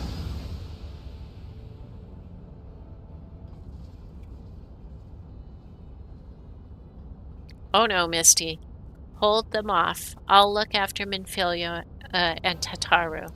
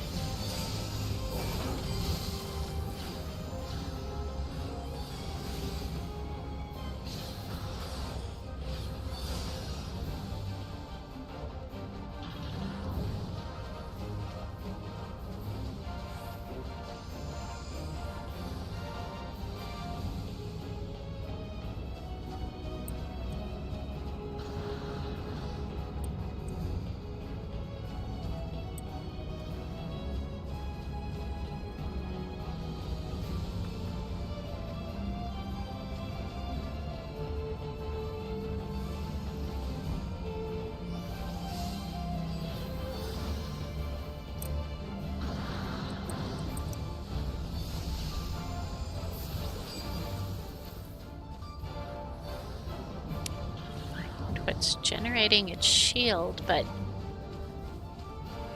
I don't see anything.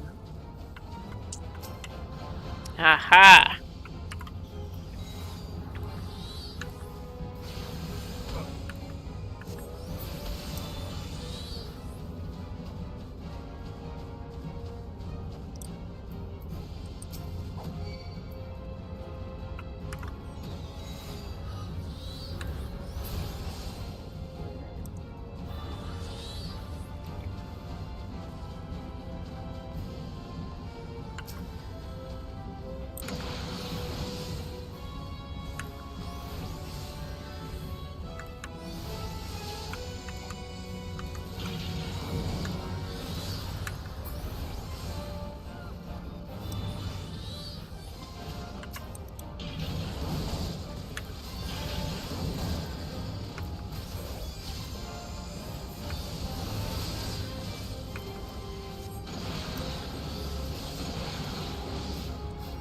another shield.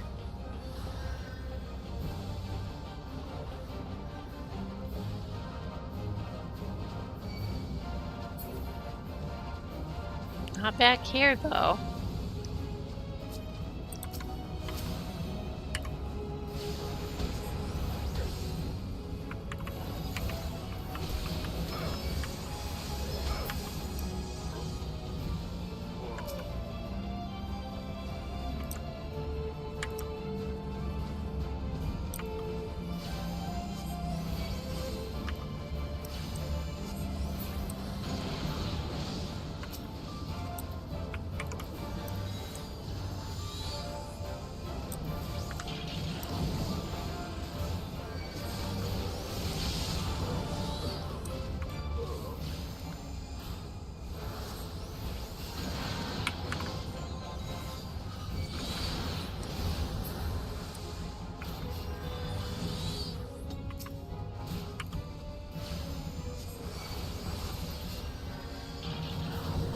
Again.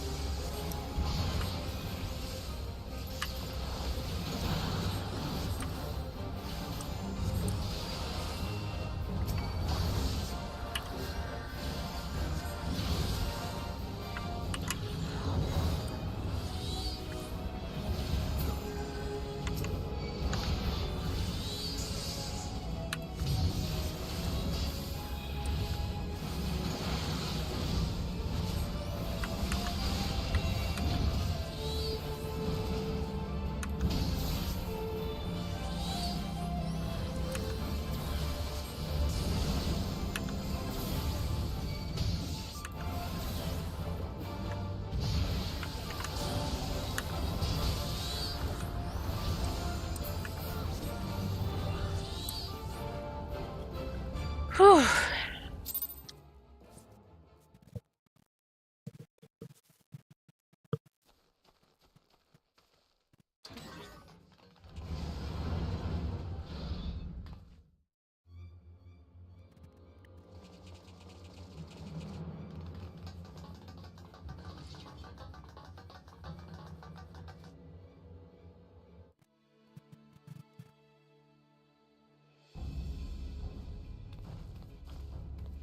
Take the leader! Kill the rest!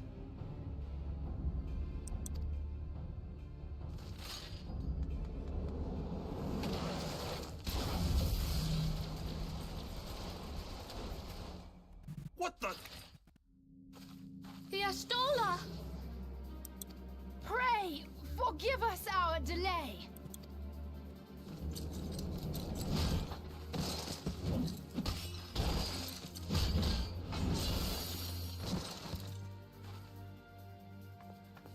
Papolino, Minfilia. Ida! What took you so long? Well, it's nice to see you too.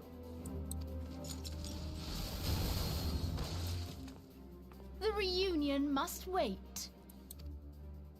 Right. First things first. Yes, let's get back to being heavily outnumbered.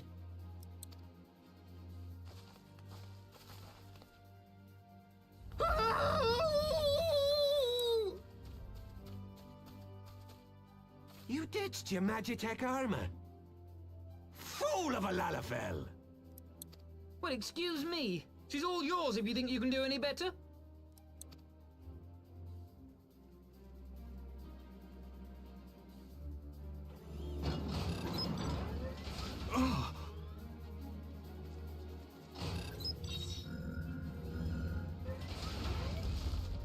But there's no one in there.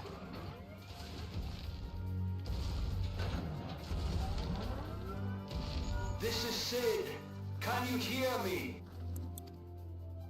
I need you to count to 5, then jump. Understood?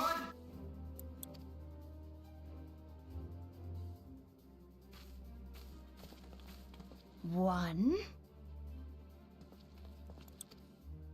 2. 3. 4.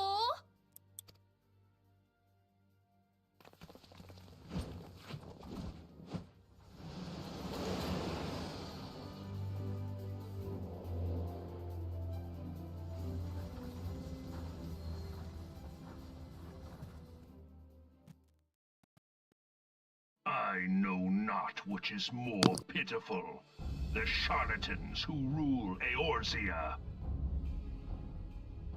or the masses that clamor for their implausible panaceas. I see that which they cannot. This realm founders for want of a ruler with true power, the power to cast down icons. If you continue to deny this truth, it is the people who will suffer. Embrace reason.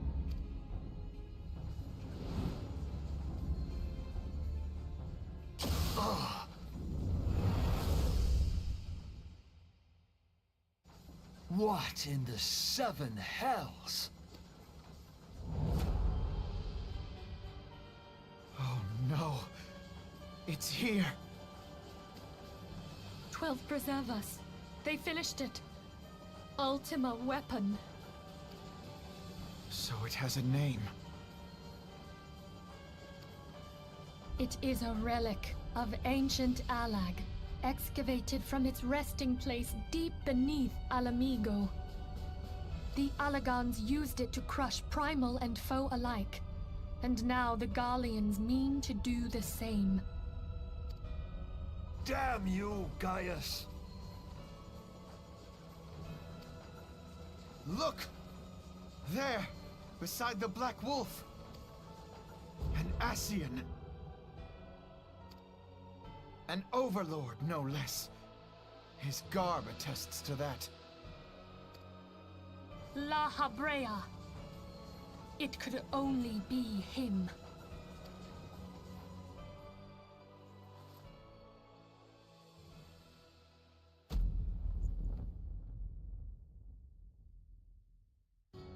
Thancred!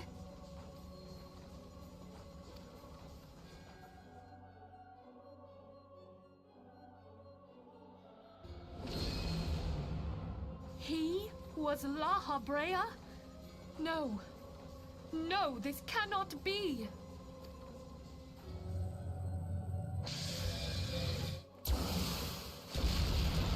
We have to go now! Hang on! Thancred! No!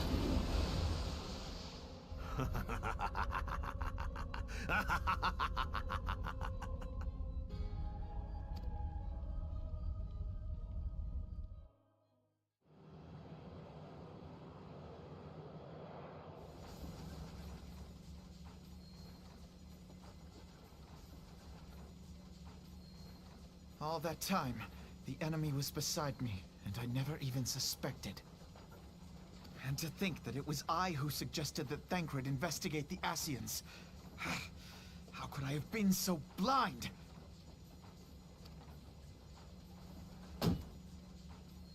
Small wonder the enemy knew our every move, and where to find us. Confound it all! No.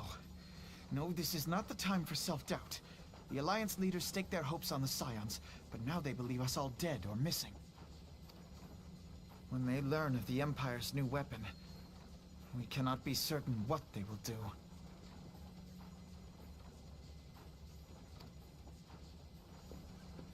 We must go and offer them what assurances we can that defeat is not inevitable. Kryl? This is Minfilia. The situation I may am have in taken some an ill haste, turn. So forgive me if I seem brusque. The item I But the requested. battle is far from Is it over. ready? And so long as we stand Wonderful. together, I'm there sorry shall to ever press, be but hope we of need it victory. urgently. How soon can it be delivered? The people of Eorzea falter for want I am of in such your hope. debt, my friend. Let us provide it. Let us bear to them the tidings that the scions of the Seventh Dawn are returned.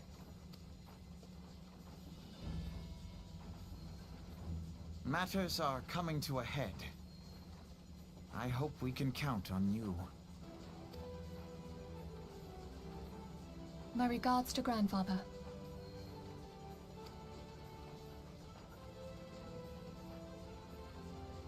I am ready. Let us pay a visit to the Council of the Alliance leadership.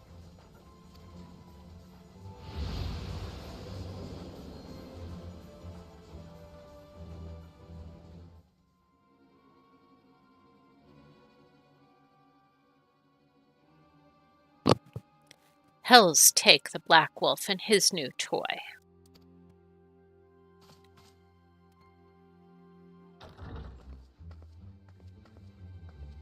Rally all available forces. I want them ready to move upon my word. And relay to Salzfrin the order to sail. That is all.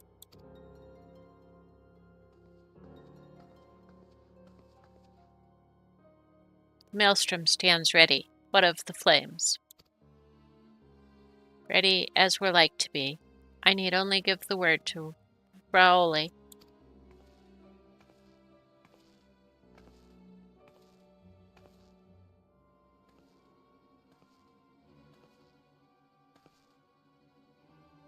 Has there been no word from Ishgard? None. The dragons have got their tongues. Silent to the last. I was unwise to hope for better. What would stir the Archbishop to open his holy mouth, if not this? And he claims the fury for his god. 'Tis bad comedy.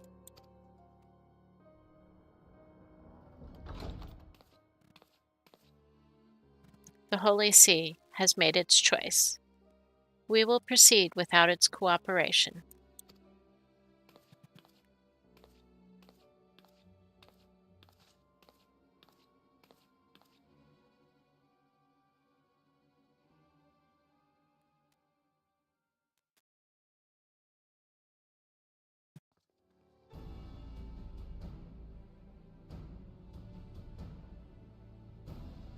I believe we are all acquainted with the terms of the Black Wolf's ultimatum. We must agree upon a course of action, not less than the fate of Eorzea hangs upon the decision of this council.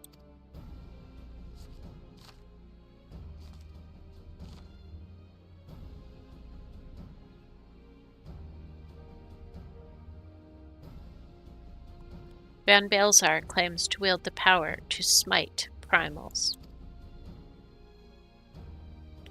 Should we yield to him, he pledges to rid the realm of its false gods, yet offer resistance, and he swears that we shall share the primal's fate.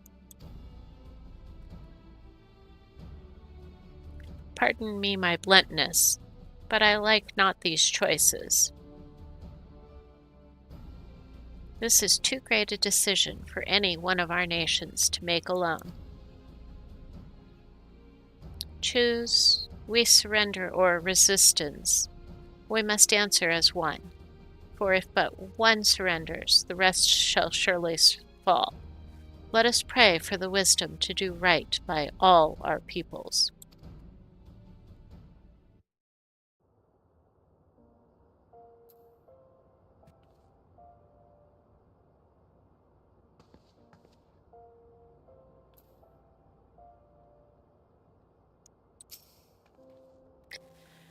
Thancred's plight troubles us all, yet we cannot allow anything to come between us and our goal.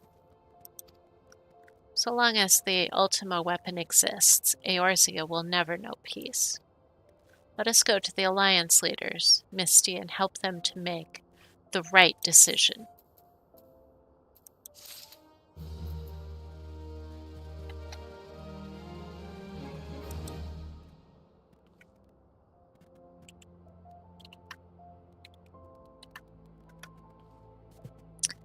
This should be the Black Wolf's Ultimatum.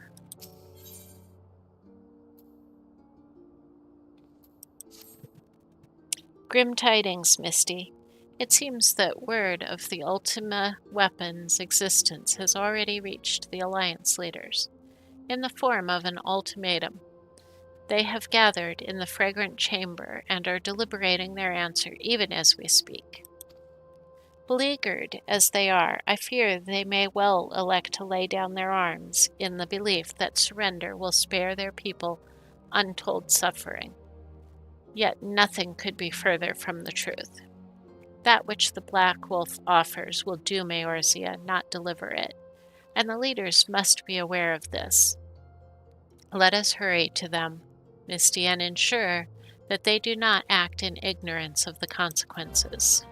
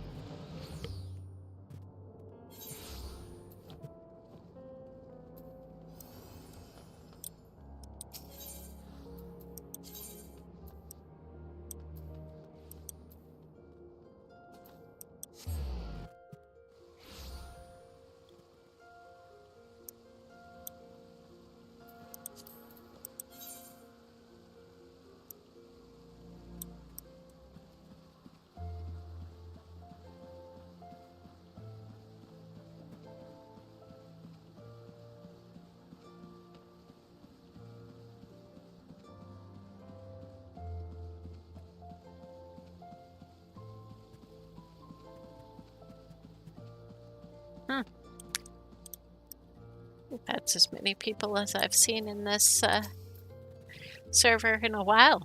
The Council of the Alliance Leaders is presently in progress in the Fragrant Chamber. I must ask that you step away from the doors, madam. I'm sorry. You're here on behalf of the Scions of the Seventh Dawn? 1,000 pardons, my lady. Of course you may enter. And I should have switched my clothes back. We keep treading the same ground.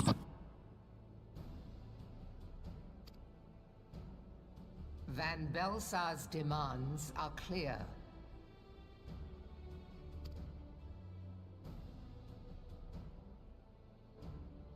Alas, our minds are not. I've never been one to shy from a fight, but if this weapon of theirs can do all they claim... It has been 5 years since the calamity, and our people have scarce begun to rebuild their lives. Can we now, in good conscience, call upon them to risk what little they have left?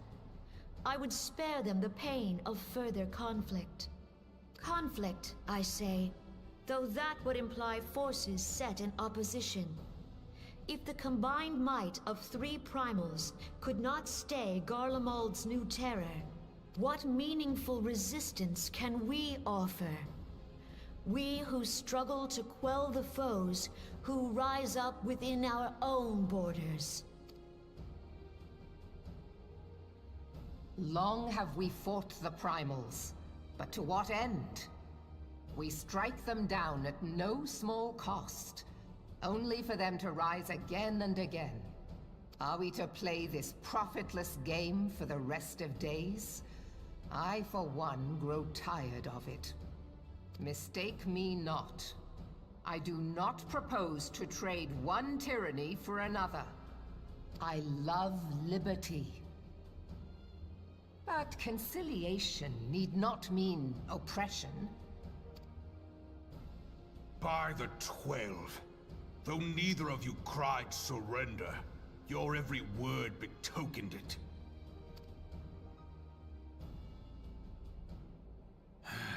Not that I deny there is truth in what you say, nor can I rightly claim that Ul'dah is ready to fight.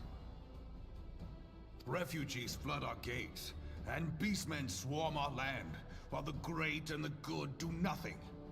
My flames struggle to bear the burden. I put on a grand show at the Remembrance Service, made all manner of lofty promises. I've made good on not a bloody one. Do not blame yourself, Reborn. You said only that which the people needed to hear. All present have done the same. Our citizens had become lost to hope.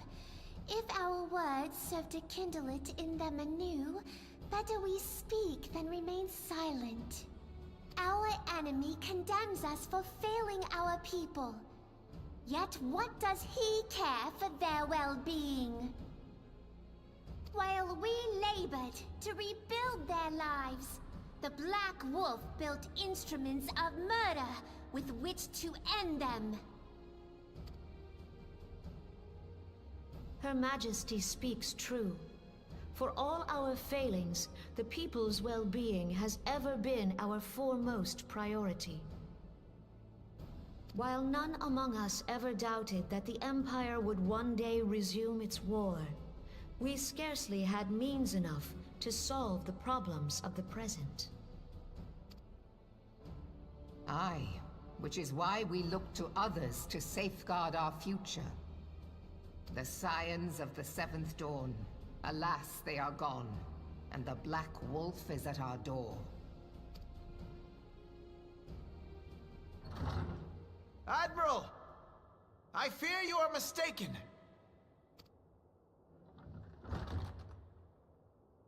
Alphinord, Minfilia, and Seven Hells. Master Garland?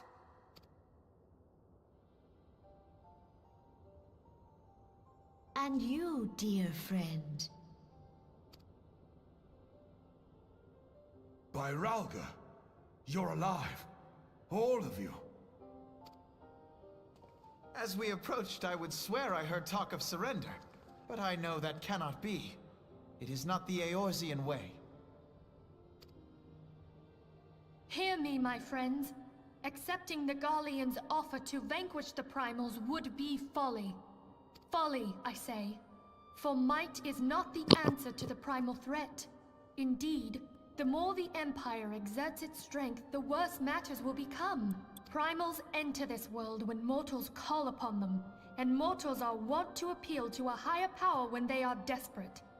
Nothing is more certain to breed desperation in the beast tribes than the Garleans' proposed solution. The true answer lies in a lasting peace. But the Garleans only know war and conquest. Should Eorzea fall into their hands, there will be such suffering as none can imagine. We are not blind to the many challenges that each of your nations face. Yet you must not give in. Aye. Remember 5 years ago when you wagered all for the sake of the realm? Remember what you fought for, what you were willing to die for. Let the memories rekindle the fire in your heart, for Eorzea has need of it again. Come what may, we Scions will never give up the fight.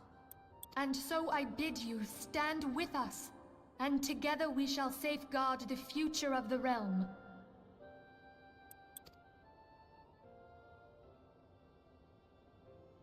A great man once said that a shrewd merchant grasps not for the quick profit, but invests in the future.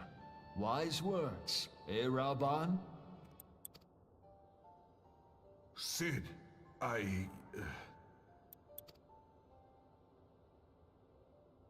Your words stir and shame me in equal measure. How could I contemplate surrender? I know full well that all we have we owe to the sacrifices of those who went before us. Yet the seeming hopelessness of our plight robbed me of my insight.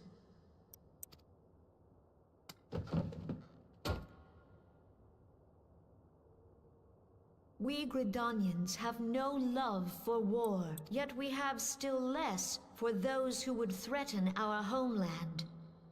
Ever have we fought to protect those things we hold dear, and this shall never change.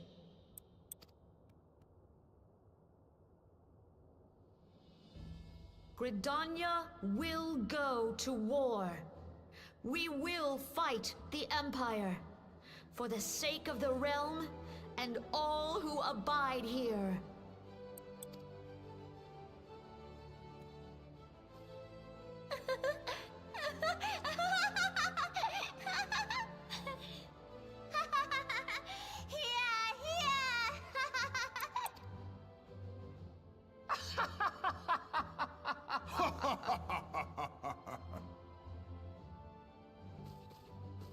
At long last, I hear words worthy of a founder of the Alliance. Reborn, are we to be outdone?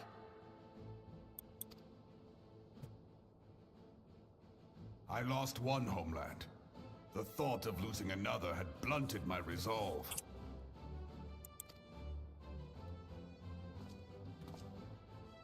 But no man knows better than I that if you want aught, you'd best be ready to die for it.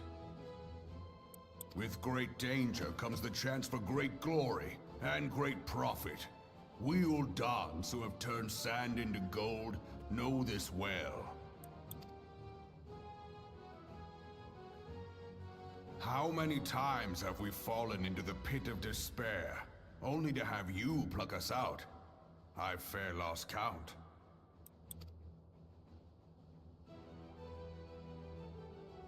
Reckless, the lot of you, like bloody pirates. Well, I won't waste my breath trying to talk you round, on account of being a pirate myself. And the pirate who shrinks from a challenge is no pirate at all. Those who would pick a quarrel with us must choose. Back down, or go down with all hands. Let the Garleans come. The united strength of Limsa Lominsa will be waiting for them. If our realm is to be free of this pall of darkness, let it be by our own hands. For Eorzea!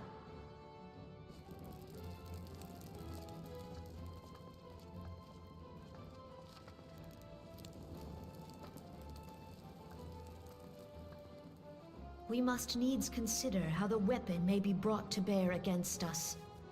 The Maelstrom will secure strategic points along the coastline. In the meantime, the flames will deploy at... Be at ease, my friends. You have banished our doubts. Pray leave the military matters to us, and retire to the waking sands. We will send word anon.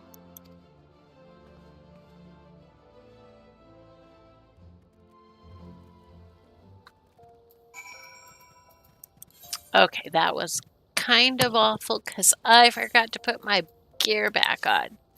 So it looked terrible. But that's okay.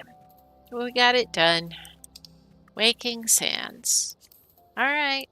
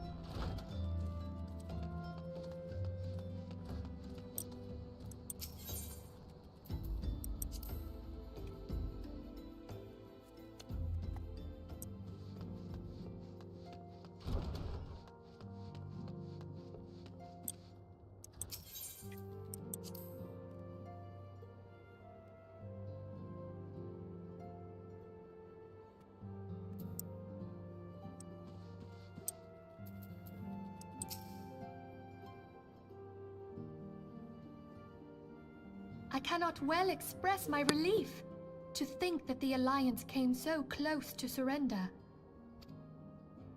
But the fire in their hearts has been rekindled, and they will fight to the last.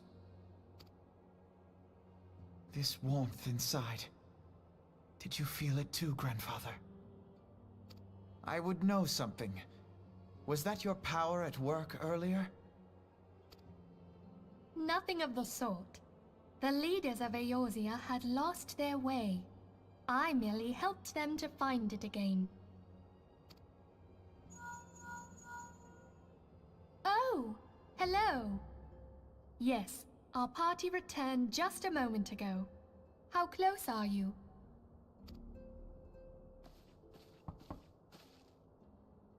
It's all right, Sid. We must needs plan our next move. Pray continue liaising with your respective nations. Sid, would you be our man in Ul'dah? I'll be whatever and wherever you need me to be. We haven't a moment to waste. All right, let's do this! Thancred's fate weighs heavy on my mind. I cannot bear to think of him in thrall to an Ascian. Mayhap you know this already, but the Ascians are immortal beings without physical form. Since time immemorial, they have fanned the flames of chaos from the shadows. That they might work unseen, the Ascians entrap and possess mortal men by means of malign artifacts known as crystals of darkness. One such crystal may yet be the key to saving Thancred.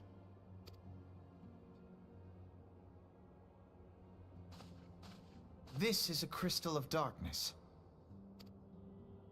A mere replica, created using data obtained from anomalous crystals found across Eorzea.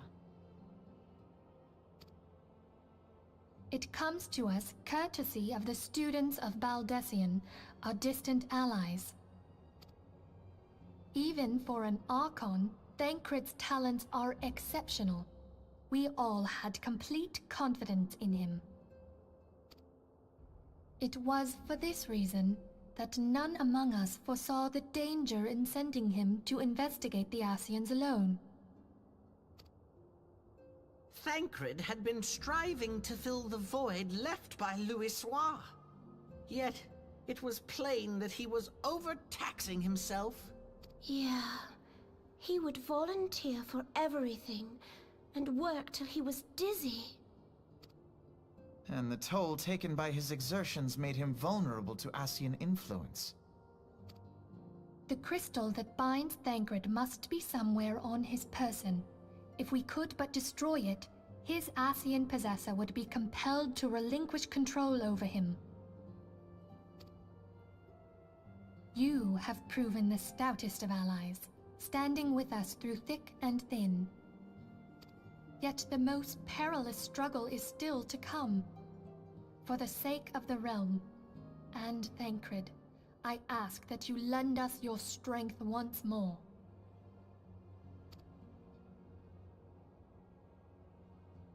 Thank you, from the bottom of my heart. As I am sure you are aware, the realm was saved from certain doom 5 years ago by heroes known as the Warriors of Light. What you may not be aware of is that your many feats in service to the Scions have prompted folk to make certain comparisons. I must confess, you do remind me of them. Yet remember this, however glorious the past, it is the hero's lot to be judged on the deeds of the present. A new darkness threatens the realm, and the people cry out for a savior. I believe that you are she, a warrior of light, here in the present, guided by the crystal's will. Come, my friends, let us fight to safeguard the future of our beloved Eorzea.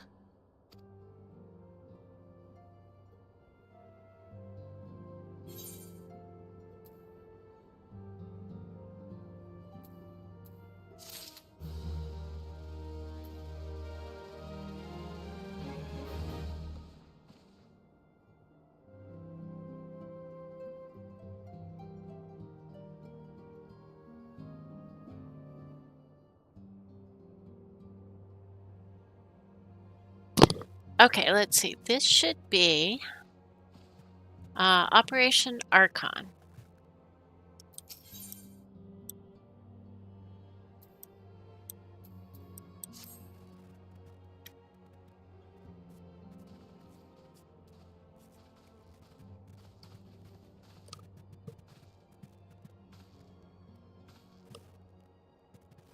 All present? Then let us begin.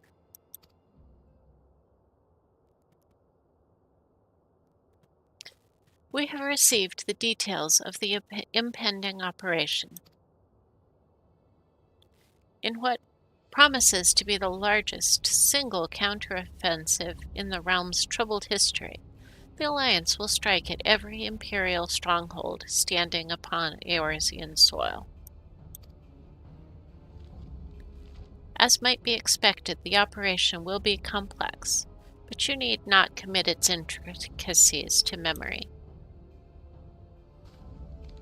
It is enough that each man understands his part and plays it to the best of his ability.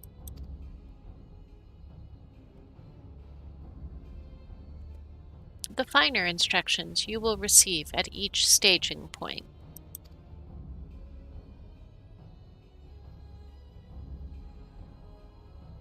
To begin, let us review the distribution of our forces. From west to east, the Maelstrom of Limsa, the Immortal Flames of Ul'dah, and the Order of the Twin Adders of Gridania.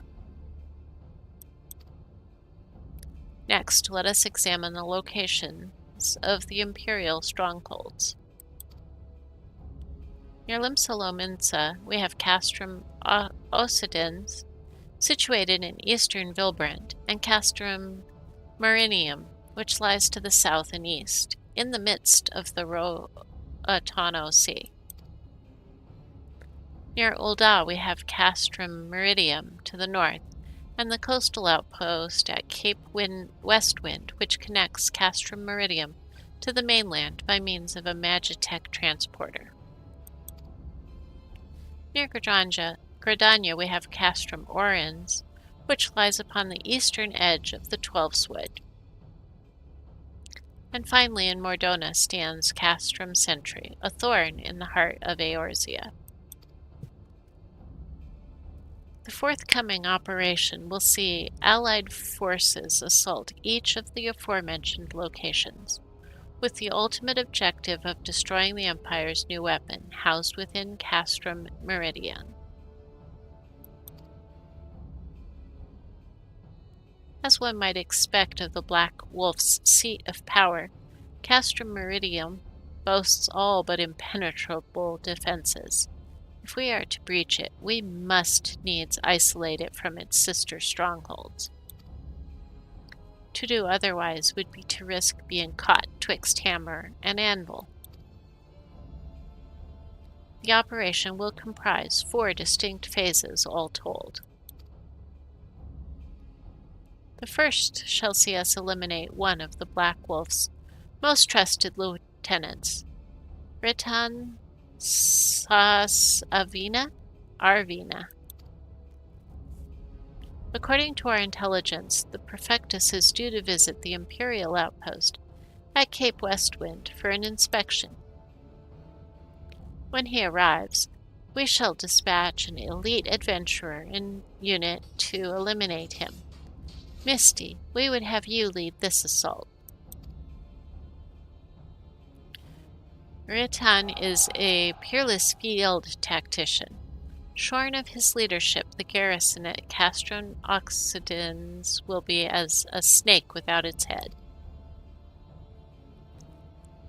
Phase 2 will see us sever Castrum Meridium's primary lines of supply.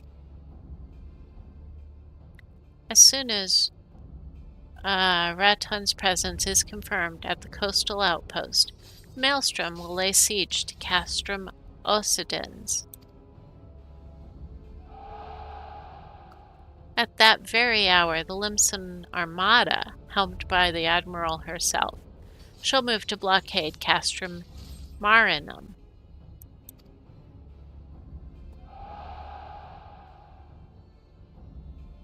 Meanwhile, in the 12's Wood, the Order of the Twin Adder will surround Castrum Orans, and they'll have the Sylphs to help them. Phrixio's been waiting for a chance to avenge these ones. Phase 3 shall see us neutralize Castrum Meridium's defenses. Forming our main thrust, the Immortal Flames will march against the stronghold with all their strength. While the enemy's eyes are thus drawn outwards, another elite adventurer unit shall infiltrate the Castrum.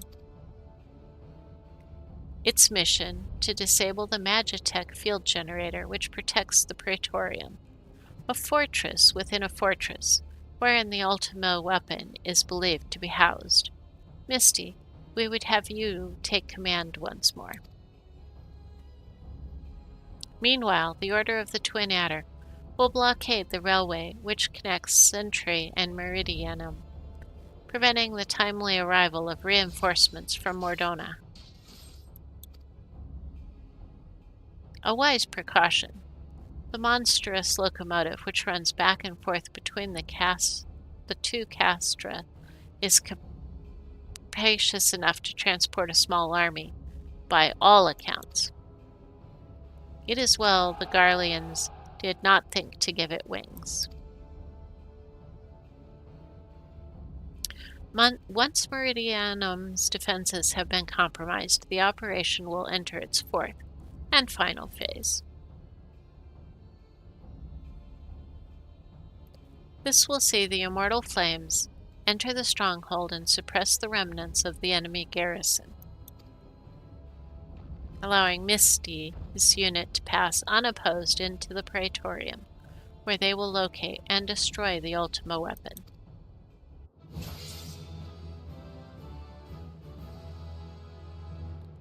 By this feat shall the operation be deemed a success.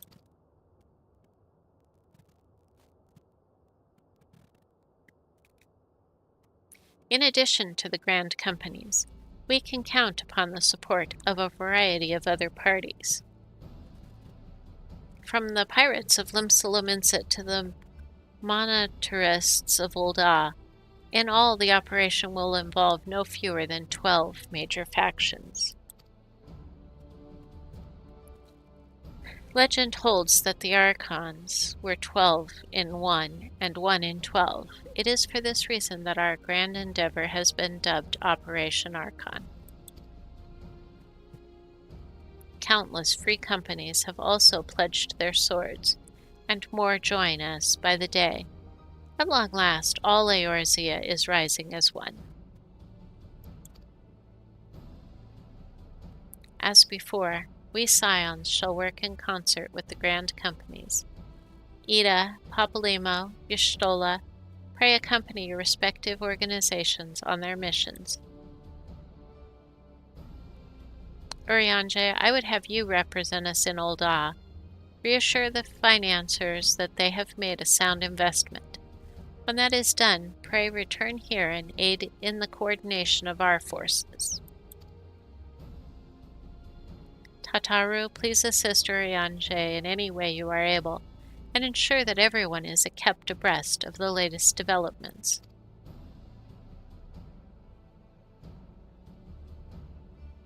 Minfilia, Cid, and I shall accompany the main host in an advisory capacity. It will be our task to analyze intelligence as it comes in to our possession and make the necessary recommendations to command.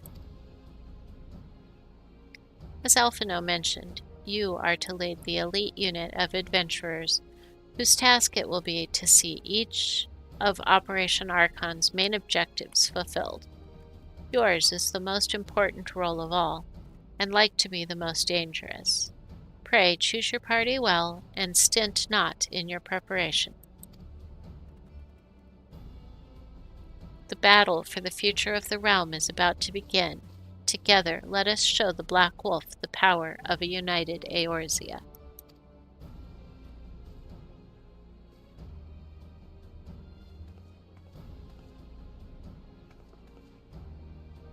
Pray, report to the Immortal Flames encampment situated to the north of here, when you are ready to be briefed on your first mission. I cannot stress enough, but please be careful. May you walk in the light of the crystal.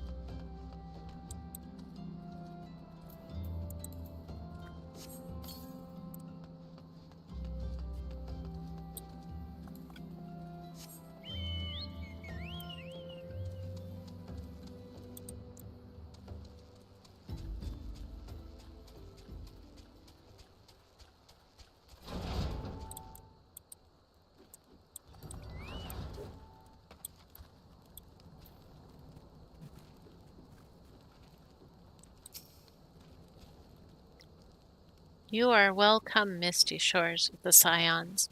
As communications officer, it falls to me to issue you your orders and provide guidance on forthcoming missions. Your first mission is to infiltrate the Imperial outpost at Cape Westwind and eliminate Prefectus Retanesas Arvina. All participating units are now in position and awaiting your arrival. Please proceed to the staging point and report to Lieutenant Adalbert.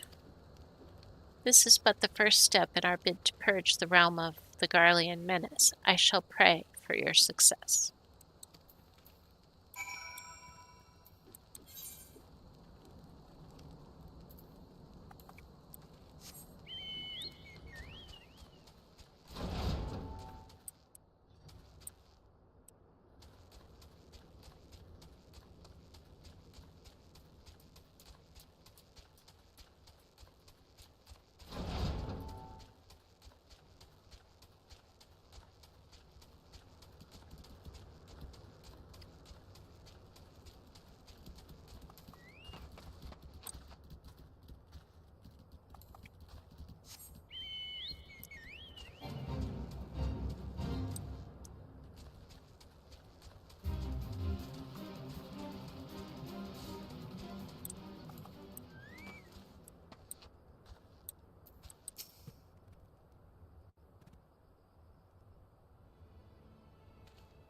So you're Misty Shores, the fearless leader of the elite adventurer unit.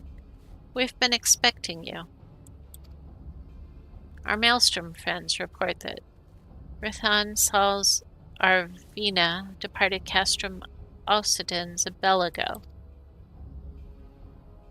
And sure enough, a convoy of Imperial airships landed here just now. The likelihood is high that our target was aboard one of the vessels. I've dispatched scouts to verify his presence before we strike.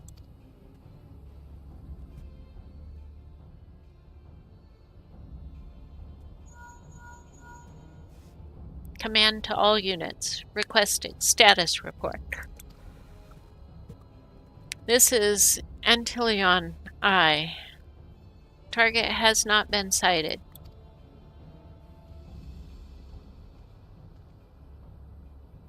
This is Antilion 2. Likewise, target has not been sighted. Antilion 3 here. We've got nothing for you neither. This is Antilion 4. Nothing to report as of... Wait. Disregard previous message. Target sighted. I say again. Target sighted. Understood. Hold your position.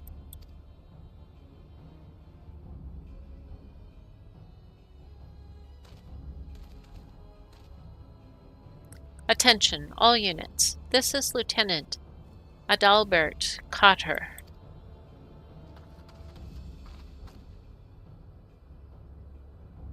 The first step of Operation Archon begins with us. Should we falter here, all hope of victory will be lost. 'Tis no small burden, but know that I believe in all of you. So believe in yourselves, and together we will blaze a path for our brothers and sisters of the Alliance to follow.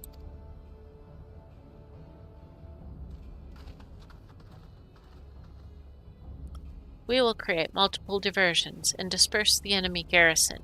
That should give you a chance to breach their defenses. Go now, Misty, and bring us Ryaton's head. May Ralgler grant you strength.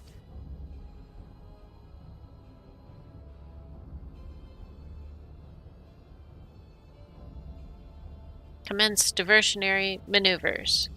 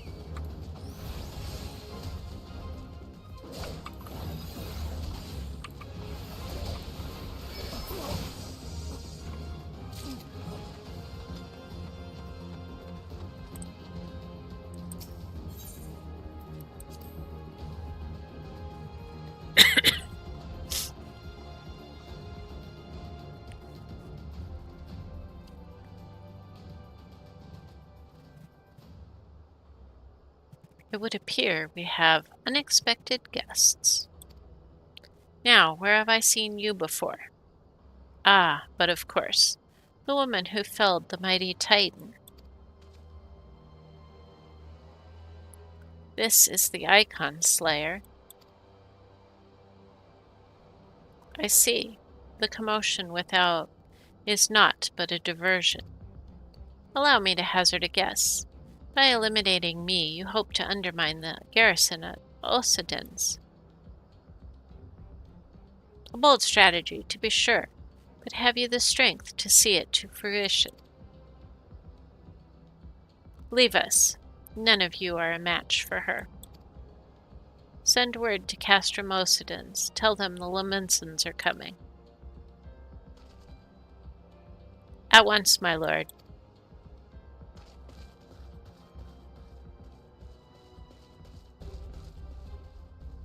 "15 years have come and gone since Lord Van Belzar first set foot on Eorzea, yet his ambition for the realm burns as strong as ever it did. Know you what fuels it, adventurer? The desire to deliver the people from their suffering. The lands he has conquered were all beset with problems: poverty, starvation, lawlessness, and strife. My homeland was no exception. Had my lord not reached out and claimed it for the Empire, it would eventually have destroyed itself. But under his sage leadership, my people enjoyed such peace and stability as we had never known, and he only desires the self-same for the people of this realm. Under his rule, Eorzea would be free from the shackles which bind it, the shackles of false faith. There would be no feeble leaders to misguide the masses, no icons to bleed the realm dry. True peace would reign, and the people would be free to live their lives without fear of persecution or oppression. Should you doubt the truth of my words, I bid you look upon me. I am no son of Garlemald, yet Lord Van Belzar saw fit to raise me to a station of great honor. He measures a man, not by his birth, but by his worth. Such is his sense of justice. By the grace of his excellency, I am where I was born to be, upon the field of battle. He has given me a noble cause to fight for, and worthy adversaries to smite.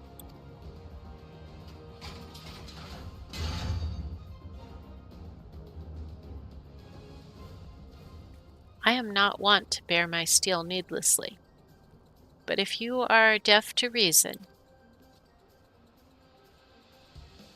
in the name of Lord Van Belzar, I, Rithan Arvina, do swear to strike you down.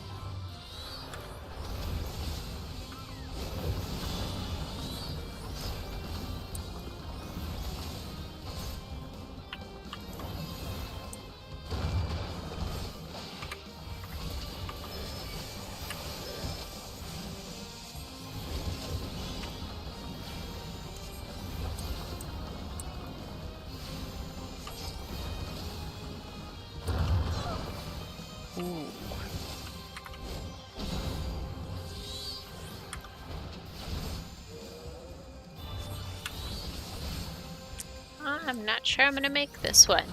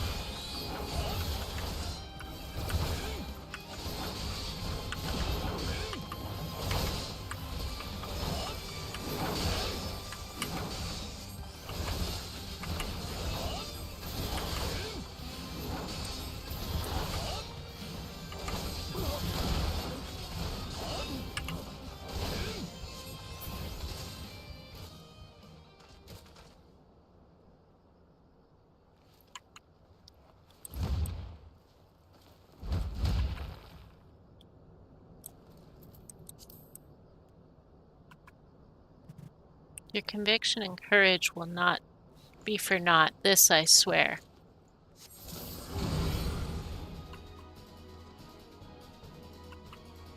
For victory and vengeance.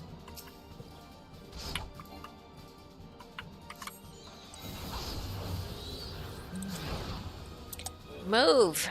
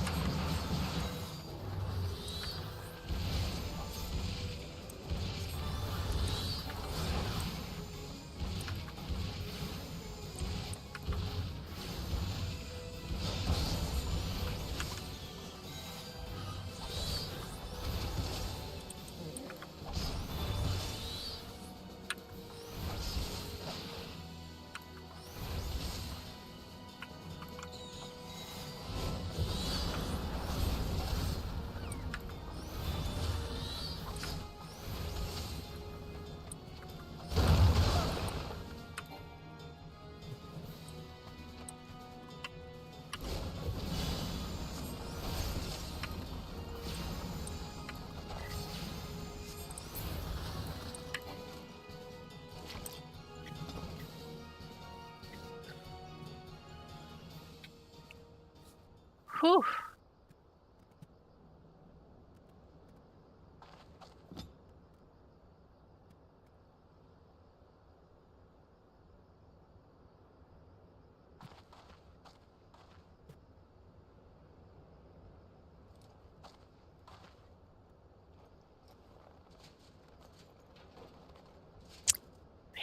Pant. You are stronger than I had expected.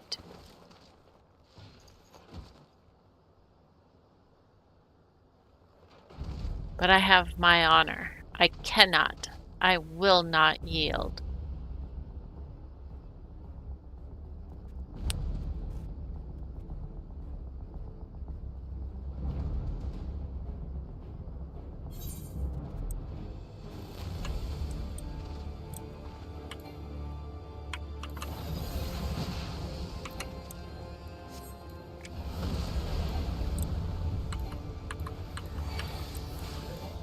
Okay, why can I not move?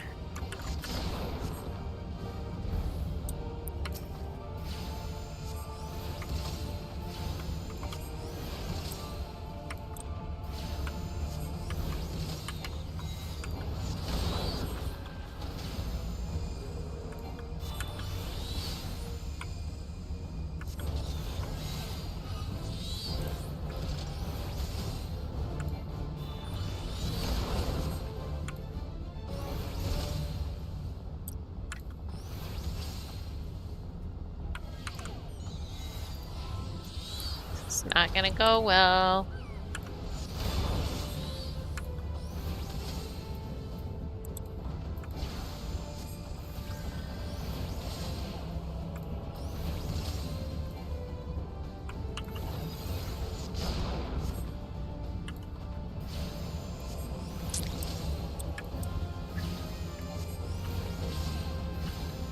Sit.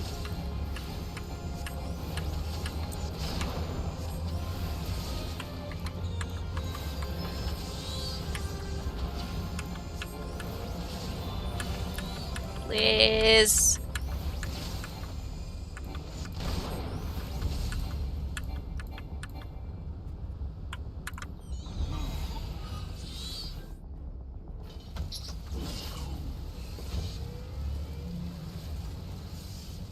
Gasp, pant.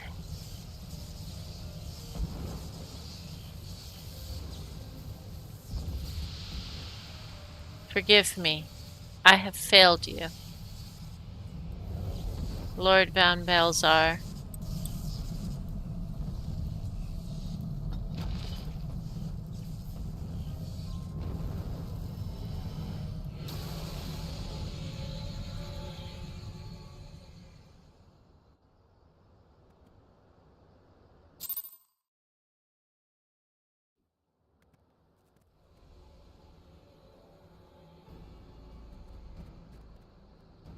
That light. The Magitek transporter.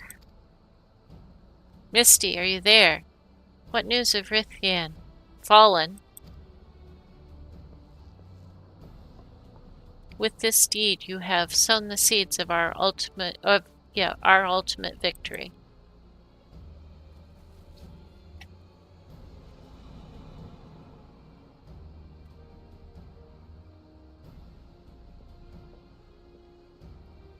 The fading of that light presages the end to the Empire's tyranny. Rithyan Sars Arvina is no more. Let the next phase of Operation Archon commence. Hurrah!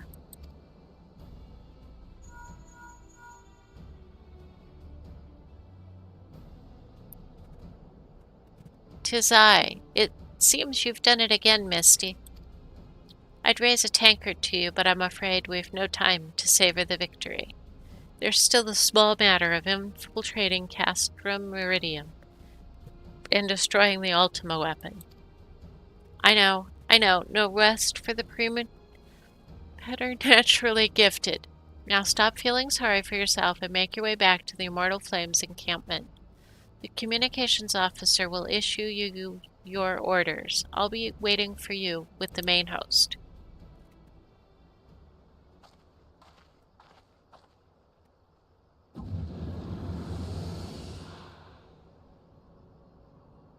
Look, Hydaelyn, your minion comes, bringing the light. Alas, the gate to the void already stands open. Soon darkness shall consume all, and you shall bow down before the one true God.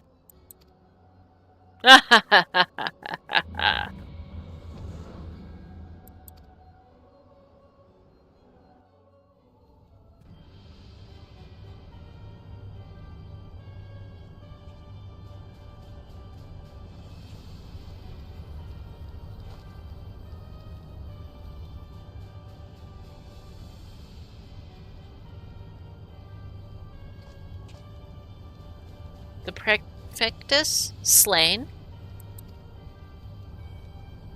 Regrettably so, my lord, and at the hand of the Icon Slayer, if the Centurion who survived the attack is to be believed. Ruthine. Where were his men when he faced the enemy? Fleeing, even as their commander yielded up his last breath? If it should prove they questioned his right. I cannot speak for them, my lord.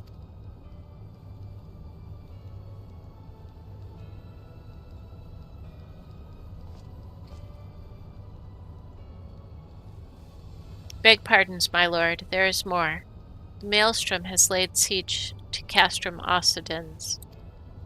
Likewise, the Crimson Fleet moves to blockade Castrum Marinum.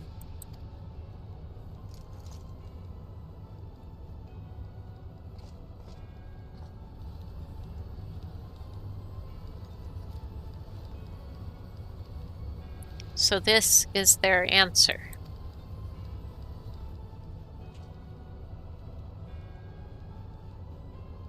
Very well, we shall crush them as we crushed the Icons.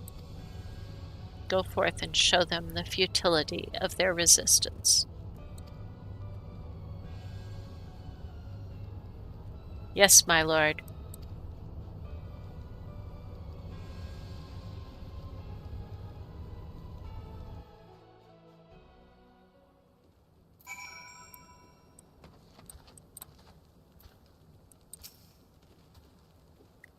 Misty Shores, your deeds this day are an inspiration to us all.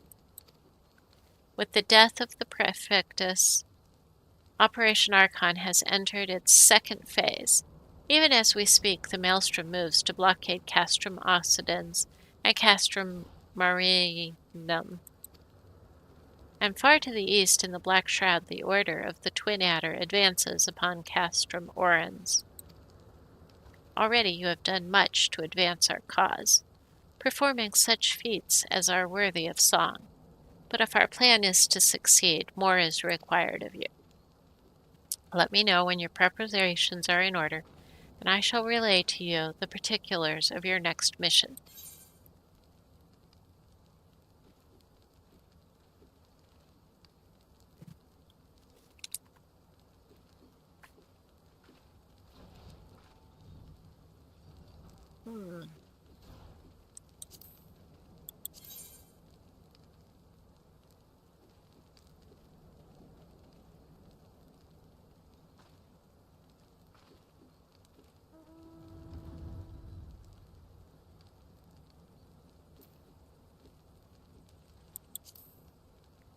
I think I'm going to keep the one I've got.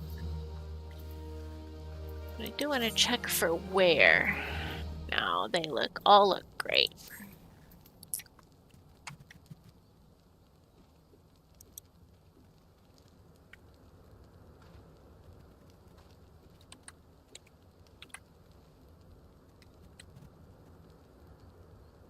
Alright, this should be a hero in need. Phase 2 of the operation is presently in motion.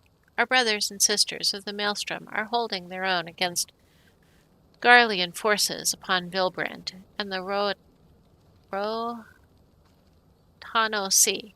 Ere long, the third phase will begin, and you must take to the field once more. The immortal flames strike at Castrum Marinum Roegadyn by way of a diversion maneuver, while the Garleans are thus locked in battle. You are to infiltrate the stronghold and bring down the Magitek field that surrounds the Praetorium. The staging point for the mission lies in the shadow of Castrum Meridianium in northern Thanalan, and that is where you must go. On your way there, however, I would ask that you make a brief stop at Camp Blue Frog, one of our key outposts in the area. The garrison, I am told, is low in spirits, and it would do our troops well to see the hero of Cape West Wind appear before them. For the good of our cause, please stoke the fire in their hearts.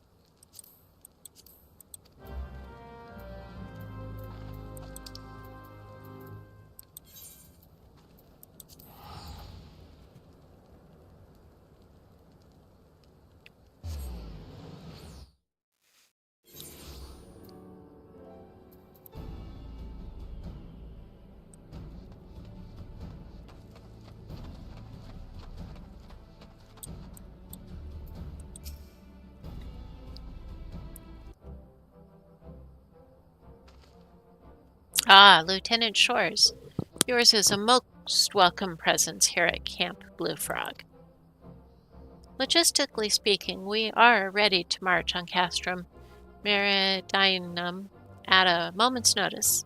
Alas, while our troops are here in body, their minds are anywhere but. The garrison's mood is dark, so daunting is the prospect of joining what may prove to be the bloodiest battle in history. But with a hero such as you walking among them, we may yet rekindle the dwindling embers within their souls.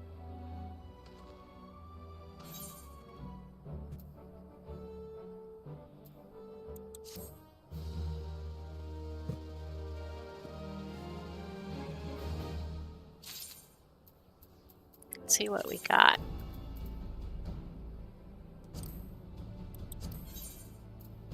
That was not what I wanted.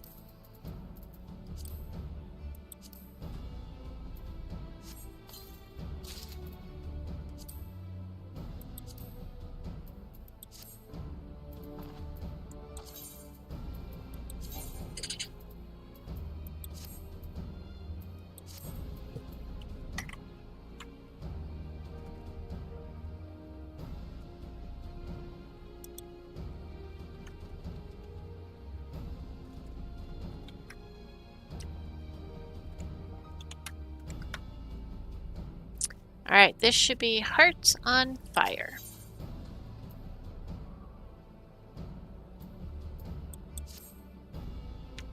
Lieutenant Shores, I mentioned that I was hoping you might raise the flagging spirits of the men and women of our garrison.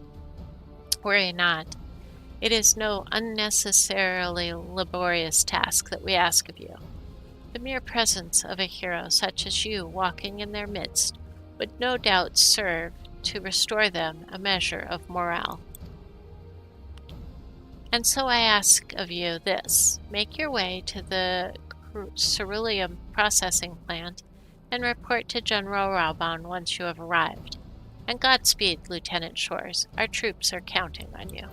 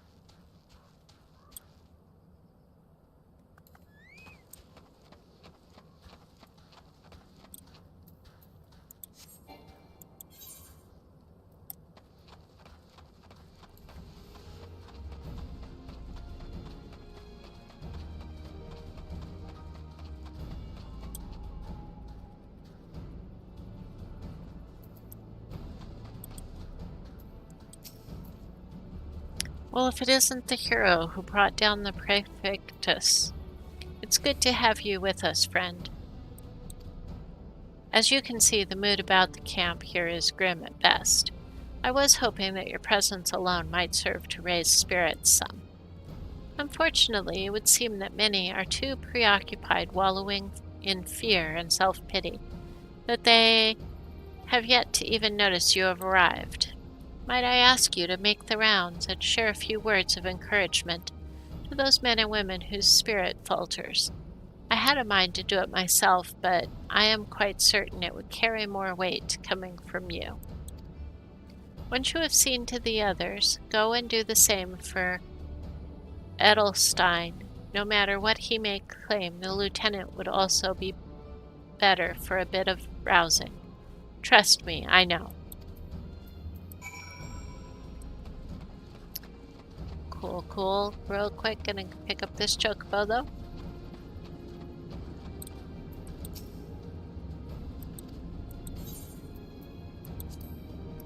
Thank you. Alright.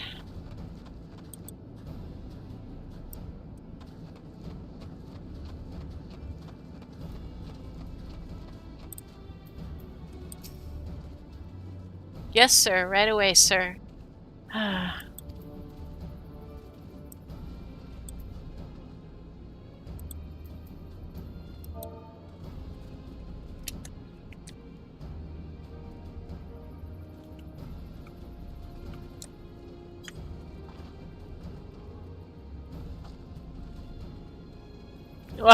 The Garleans are not near as frightening as you.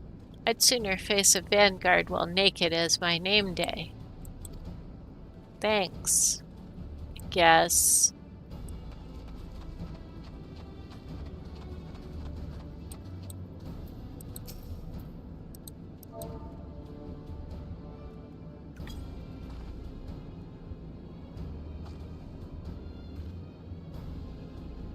Yeah, I break my fast on Garleans, and right now I'm very hungry.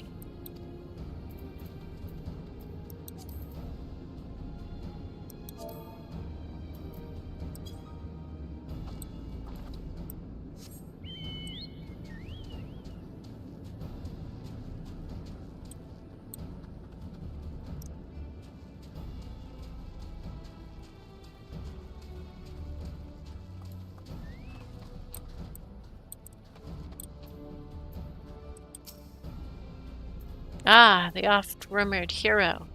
Doubtless you will single-handedly save us all. What I meant to do was psych you up as well.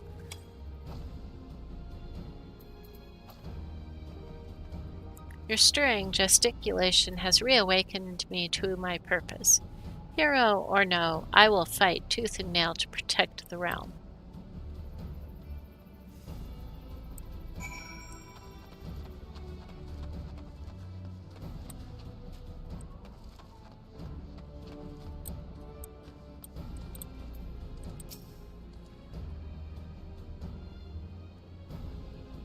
You would stoke my fighting spirit as you did our recruits. A kind offer, but hardly necessary, I assure you. The fire in my heart rages as strongly as it ever did.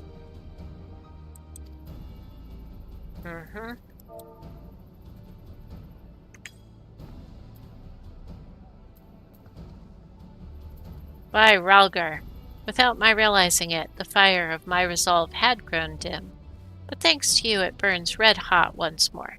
If needs be, I shall lay down my life to secure victory for Eorzea.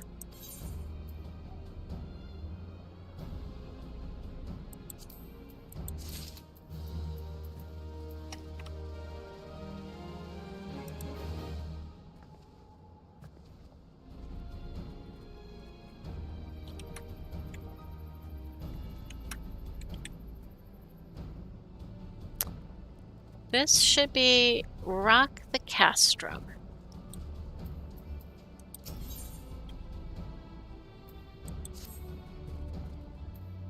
You have rekindled the flames of courage that burn within our brave men and women's hearts. and for this I thank you. And now the time for battle is nigh. We must march forth with no worries or regrets.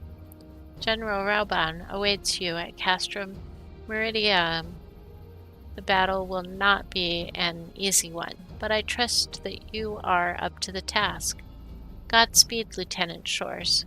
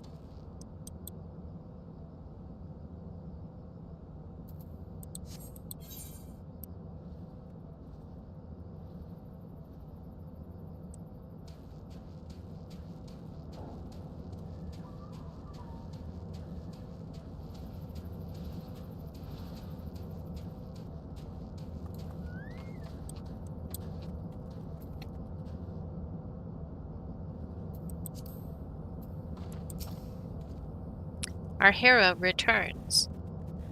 I trust that your visit has done much to lift the spirits of our garrison on the eve of our greatest battle yet. Time is of the essence. Let us commence the briefing at once.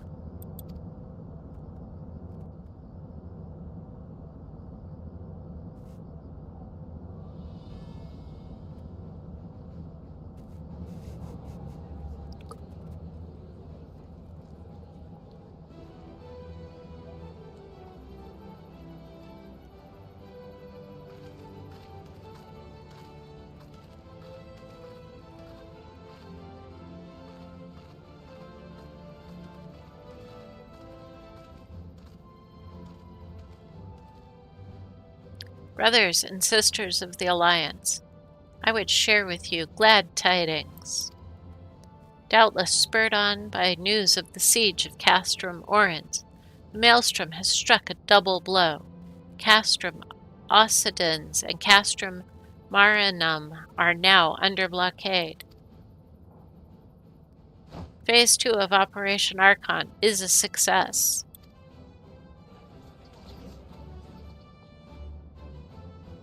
Reports tell us that the Garleans offered fierce resistance, but the Admiral yielded them not one elm.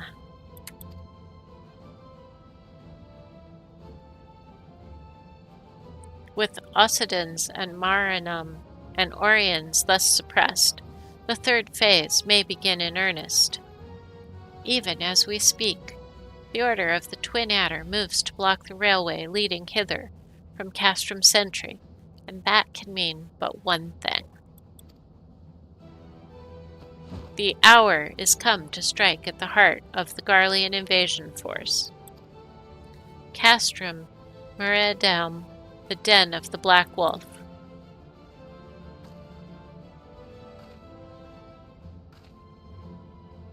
My fellow Eorzeans, I am Minfilia, mistress of the Scions of the Seventh Dawn. There exist myriad barriers that divide us, those of race and nation, language and creed, to name but a few. Such barriers serve to isolate us from our neighbors, yet they also serve to define who we are. Shorn of them, there would be little to distinguish one from another, and the rich variety of our lives would give way to sterile orthodoxy. These barriers can never truly be broken down, of course, not so long as there is liberty in the world, but they can be transcended. Verily, we do so now in coming together for this grand endeavor. to fight side by side in defense of our shared home.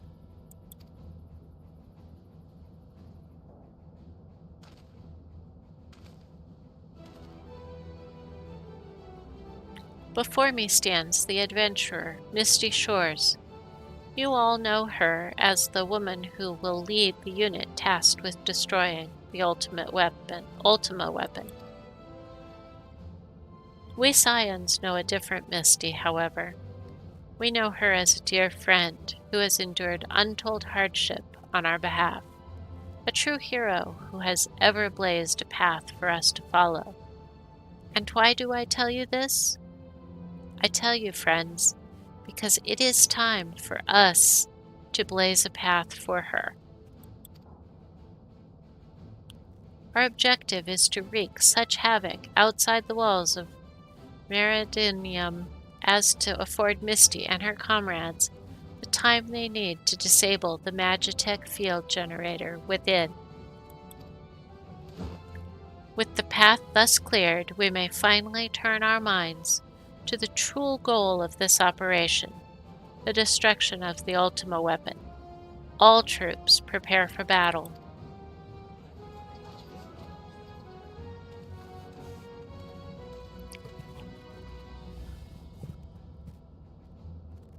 I fear I cannot accompany you this time. The unenviable task of facilitating communications between our forces has been entrusted to the Ironworks, you see.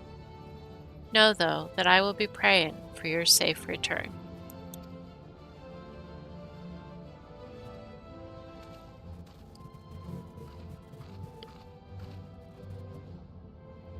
See that you come back to us, my friend. May the crystal bless you and keep you.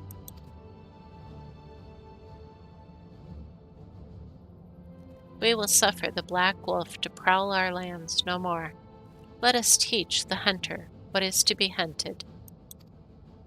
Forward, comrades, for Eorzea! For Eorzea! Go now, Misty, and bring us one step closer to the dawn.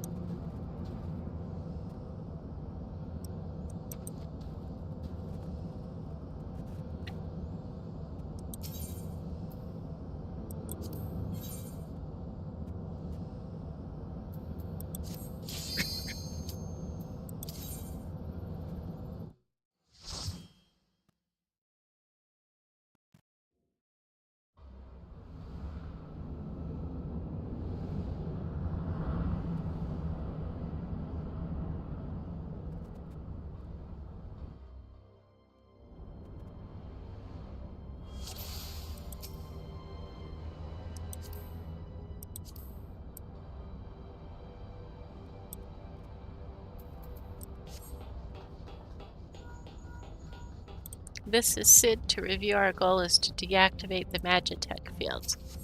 Yep. If you could create a diversion, that is to say, wreak lots of havoc. Oh yeah, I think I can do that.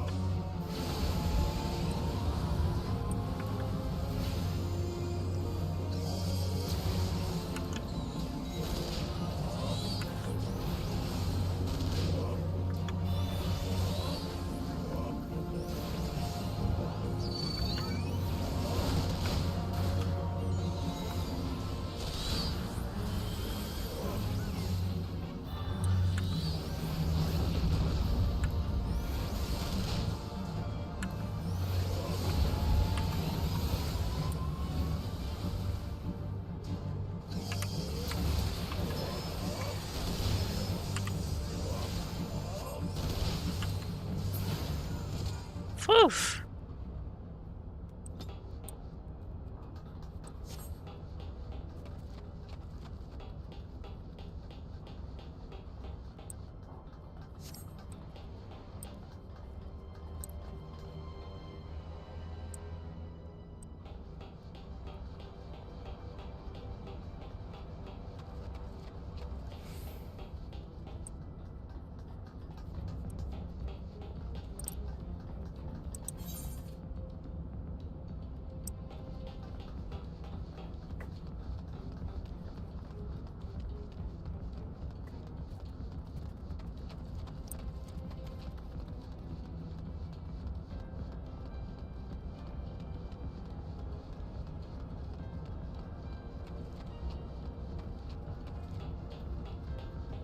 Aha.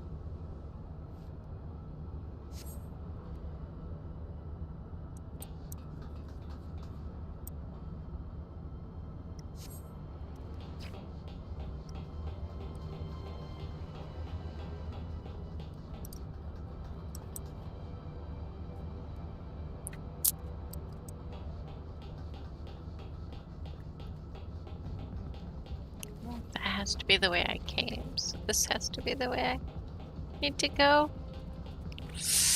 I don't know.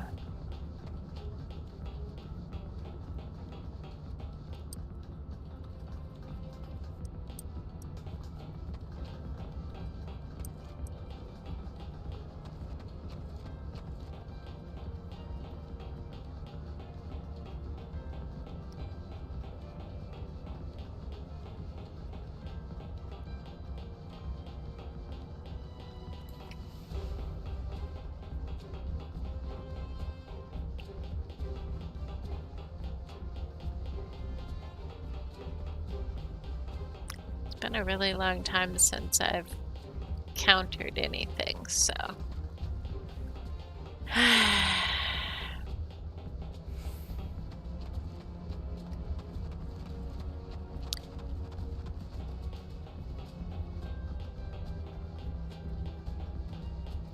probably went the wrong way, I guess.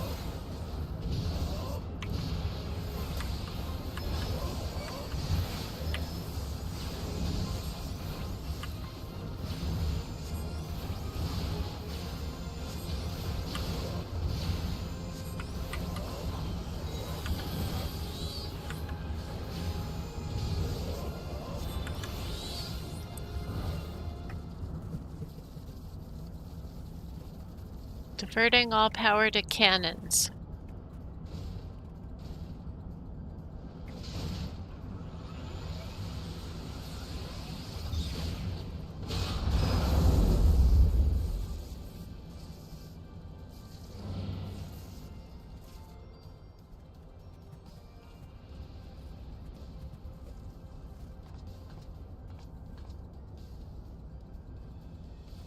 My lord was quite taken with you and the power you possess.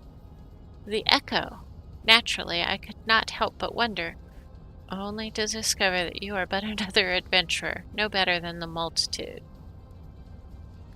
Yet in spite of this, the masses hold you their champion, and shower honors upon your head, defies all reason. How is it that you could be such a thorn in our side? Wherever you appear, you leave havoc in your wake. You even slew Rithian, one of our very... Well, I will not speculate. Truth be told, I couldn't care less how you have done these things. What matters to me is the fact that you have done them.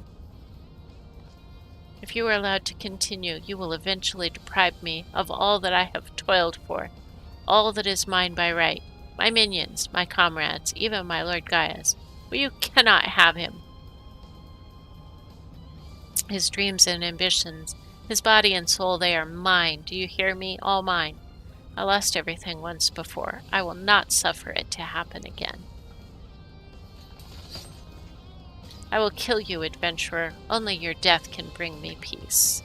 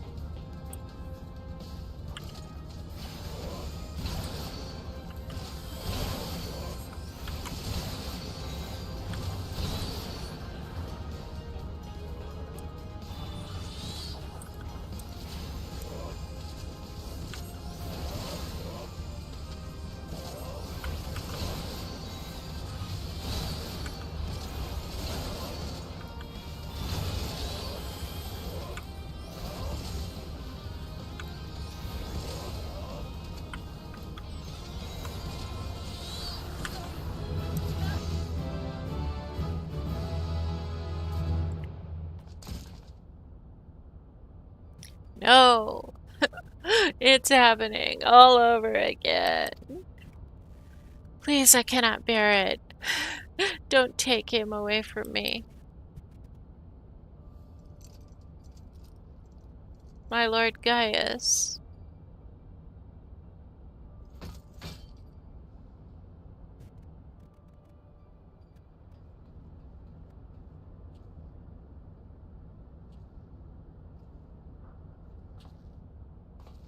Another poor fool who craved Gaius's affection over all else. May her soul know rest.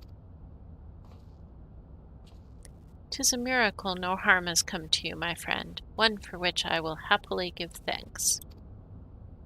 And thanks to your fine diversionary work, we've succeeded in bringing down the generator tower, and with it the Magitek field. The way to Praetorium now lies open. The only problem is we can't reach it on foot. Nay, we'll need to take the Enterprise. I left her at the ceruleum processing plant, so let's regroup there. This is it, Misty. The final confrontation awaits.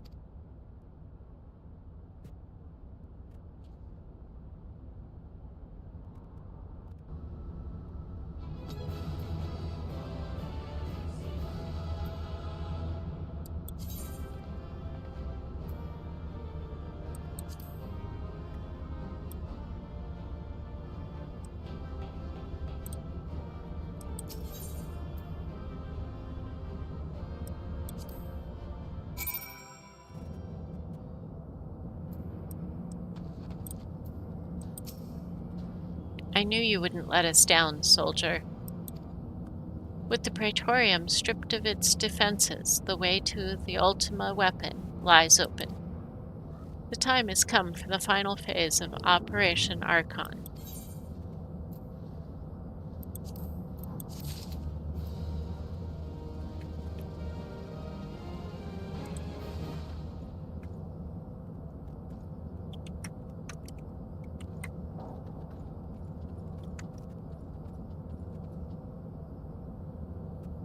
Alright, this is going to be the ultimate weapon.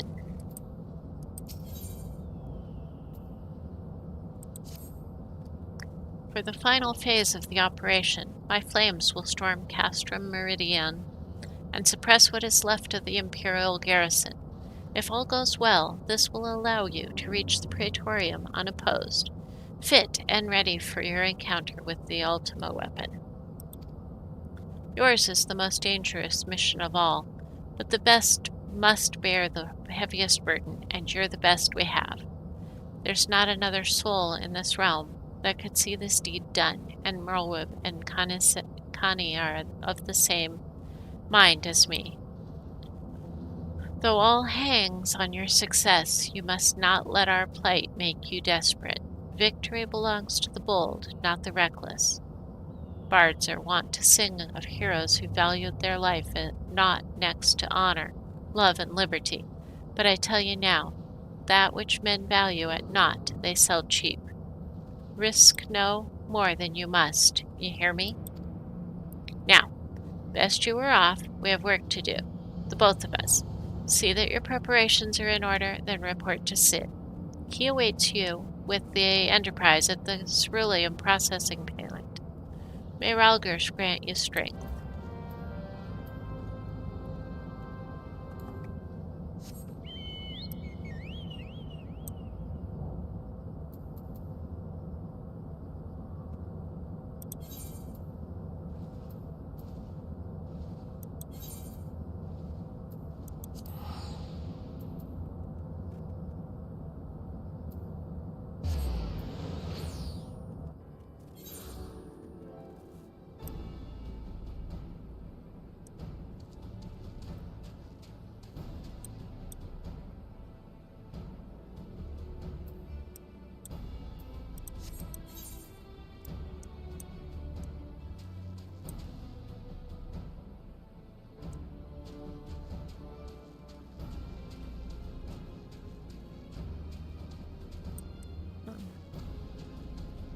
It is in this building.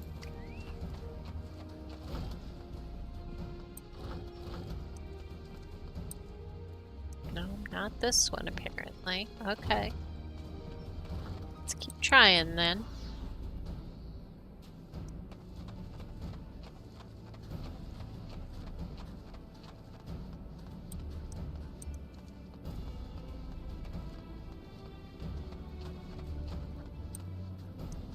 Aha!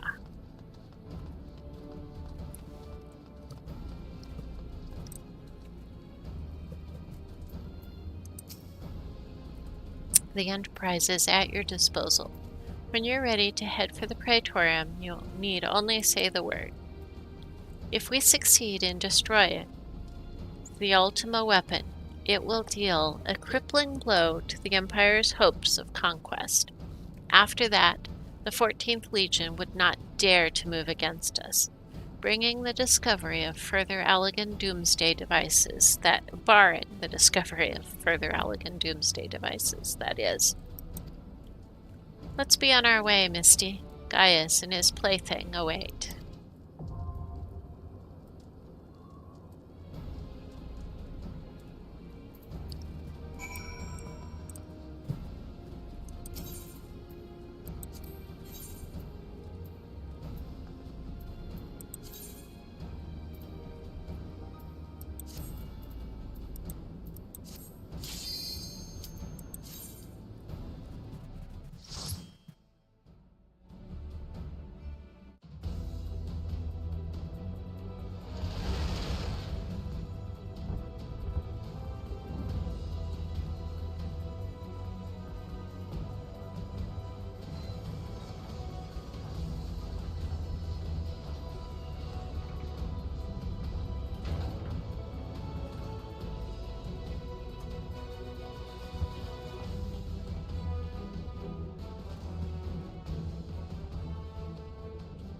So here we are.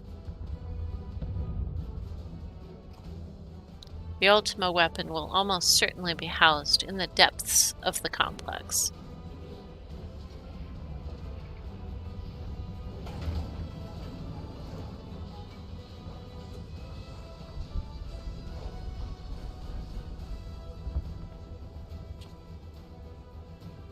This is it, my friend.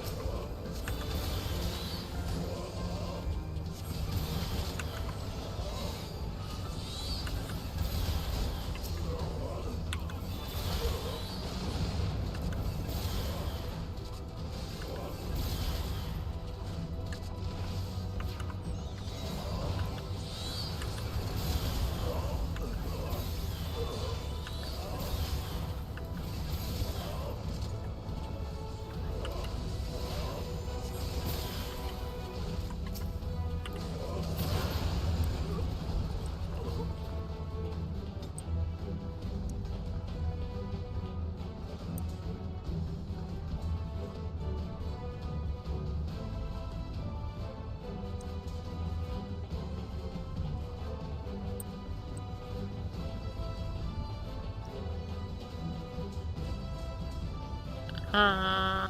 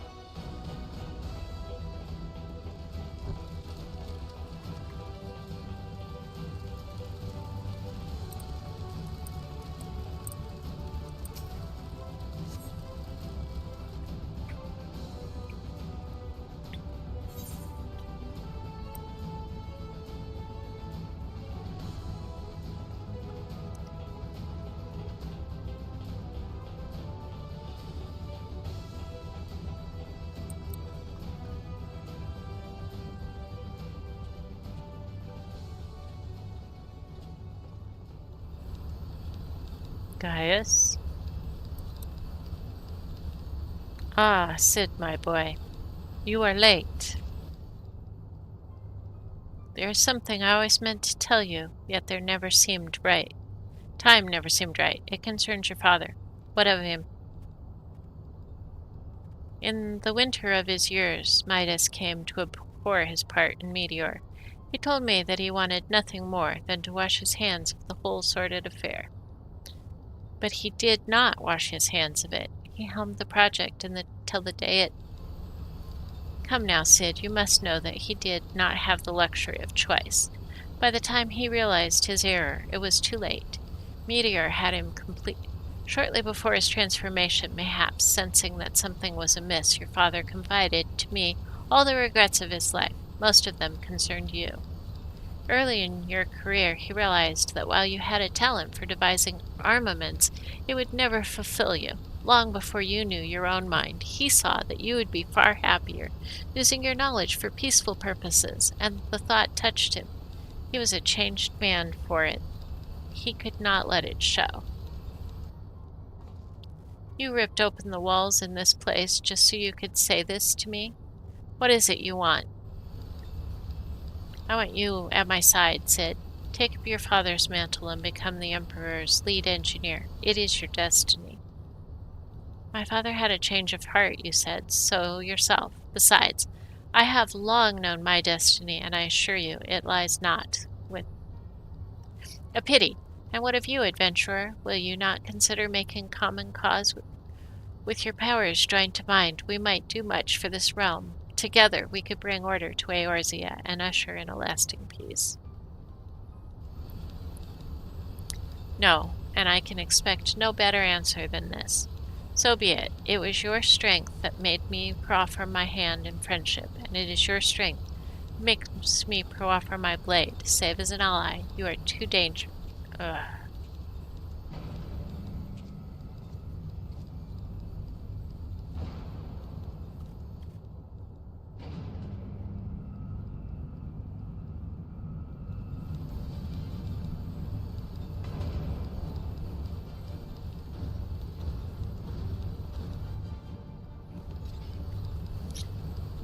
Eep. Run, Sid, or stay. It makes no matter. You cannot escape the past. Gaius, wait. Damn it.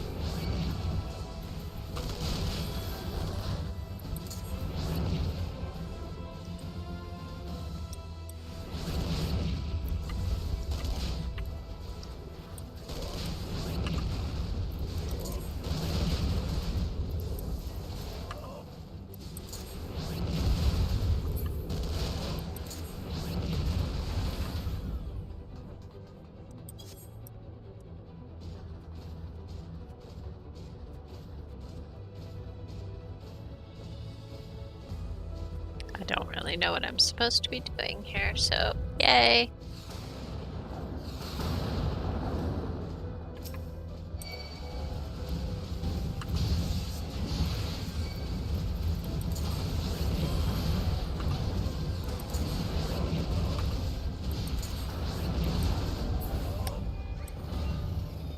Okay, not bad.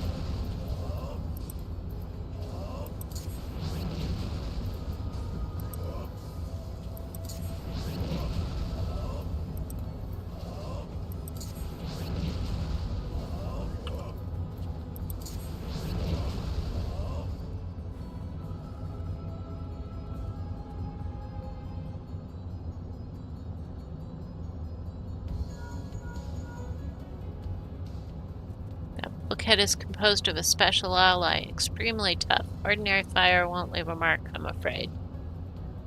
You'll need to divert all power to the Magitek cannon, as I did at Castrum.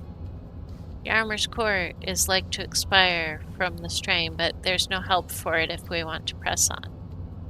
Now listen, well, press control, engage ancillary, then fire away. Don't mind the warning lights.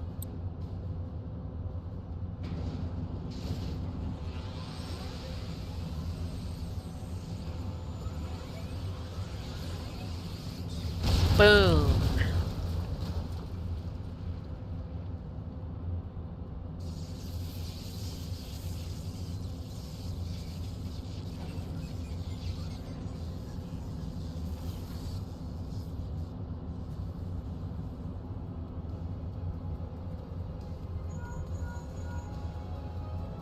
You're a natural at this. All right, the way is clear, but it's just you and your own 2 feet now, so be careful.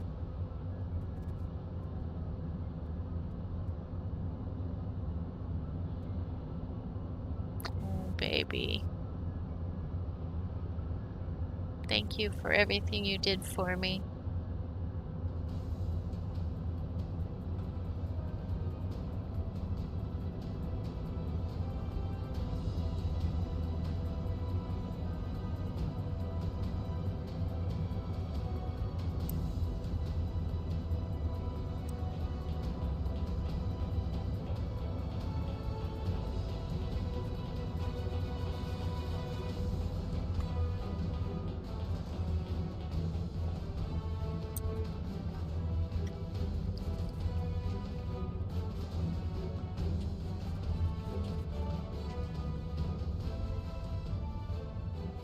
You've been leaving a fine mess in your wake, adventurer.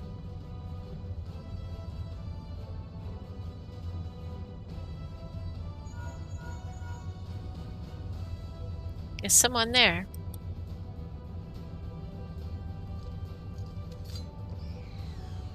Garland, old friend, how it warms the heart to hear your voice again after all these years.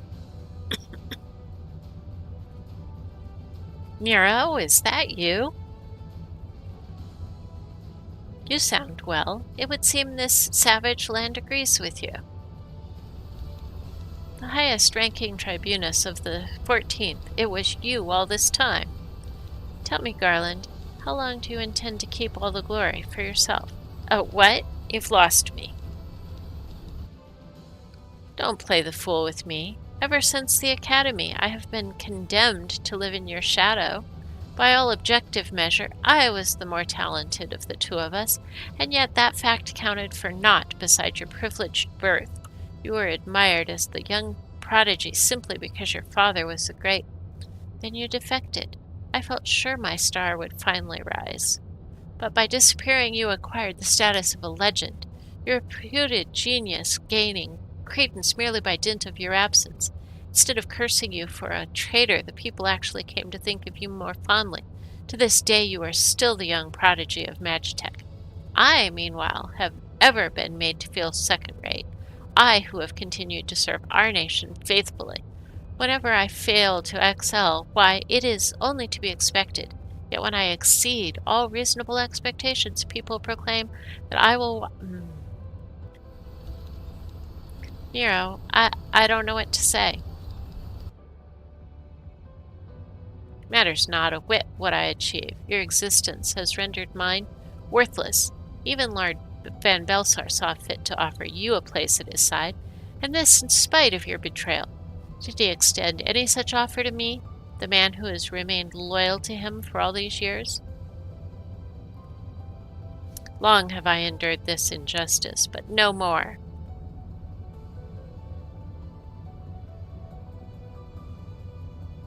Lord Van Belsar is in the midst of activating the fully powered Ultima.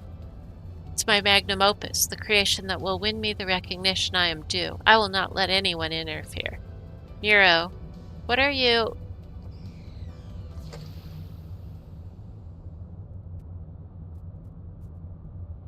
Ever since I first set foot on this benighted land, I have watched you. Every move you have made, every step you have taken.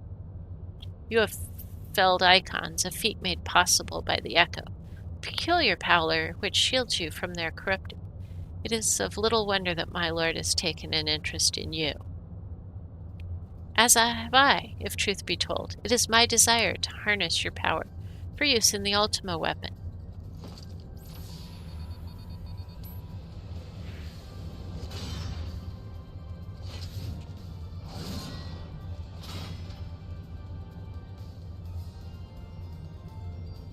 Should I succeed, Lord Van Belsar will surely take notice. Besides this, Garland's achievements will be his child's play. Come, adventurer, and yield to me the secrets of your power.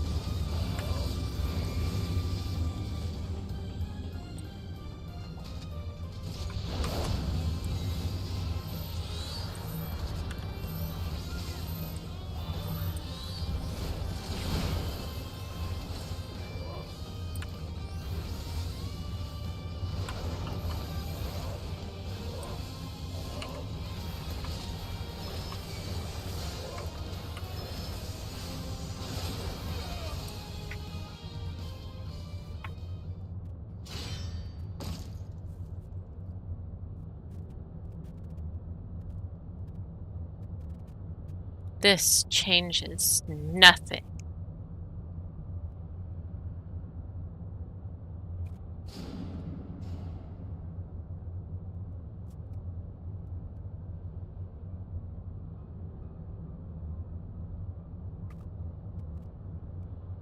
Ahahaha, the Ultima weapon is activated, and it brims with the power of icons. Nothing can withstand.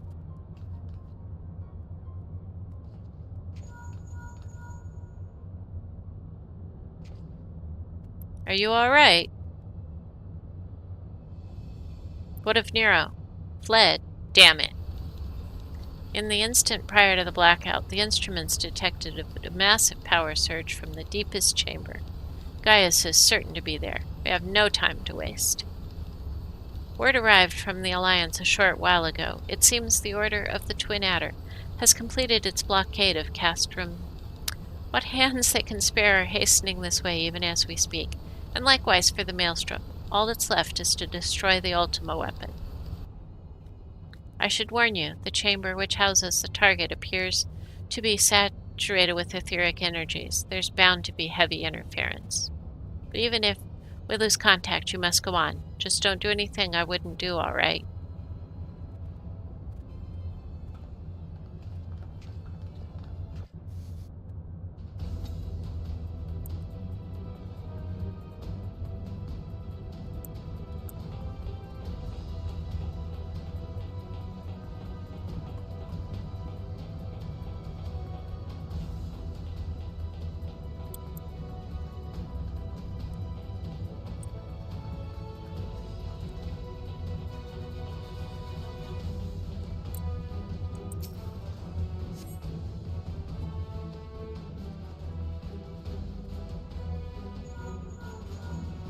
Look for the lips control panel.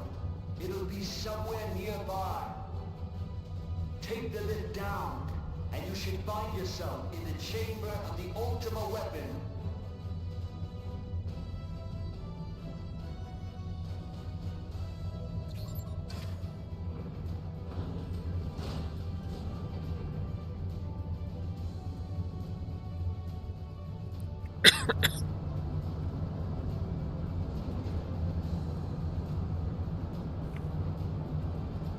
Keep your eyes peeled. Gaius could be waiting for you down there. Oh, and don't even think about Dawn. You're too bloody useful. The interference is getting worse. I don't think the connection lost much.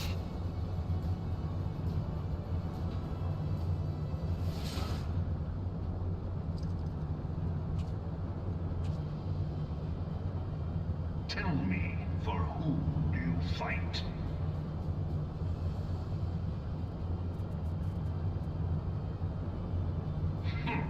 Do you believe in Eorzea?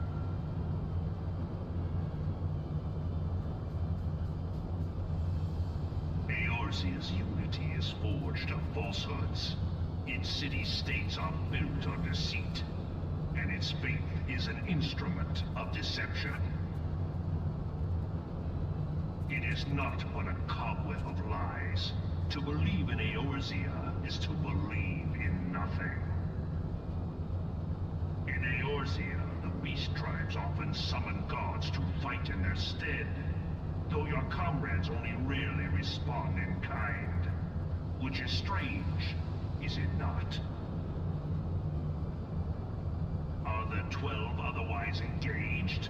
I was given to understand they were your protectors. If you truly believe them your guardians, why do you not repeat the trick that served you so well in Cartano and call them down?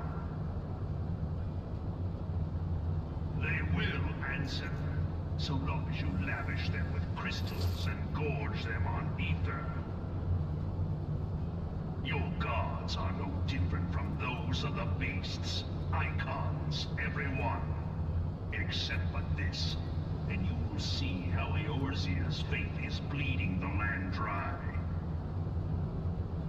Nor is this unknown to your masters, which prompts the question, why do they cling to these false deities? What drives even men of learning, even the great Louis Soir, to grovel at their feet. The answer? Your masters lack the strength to do otherwise. For the world of man to mean anything, man must own the world. To this end, he hath fought ever to raise himself through conflict, to grow rich through conquest. And when the dust of battle settles, it is ever the strong who dictate the fate of the weak.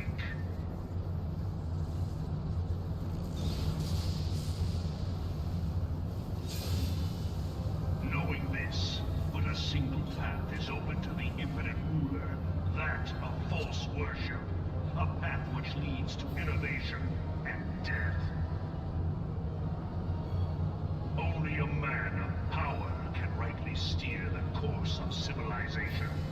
And in this land of creeping mendacity, that one truth will prove its salvation. Come, champion of Eorzea, face me.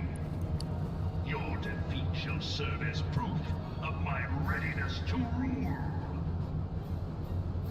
It is only right that I should take your realm, for none among you has the power to stop me.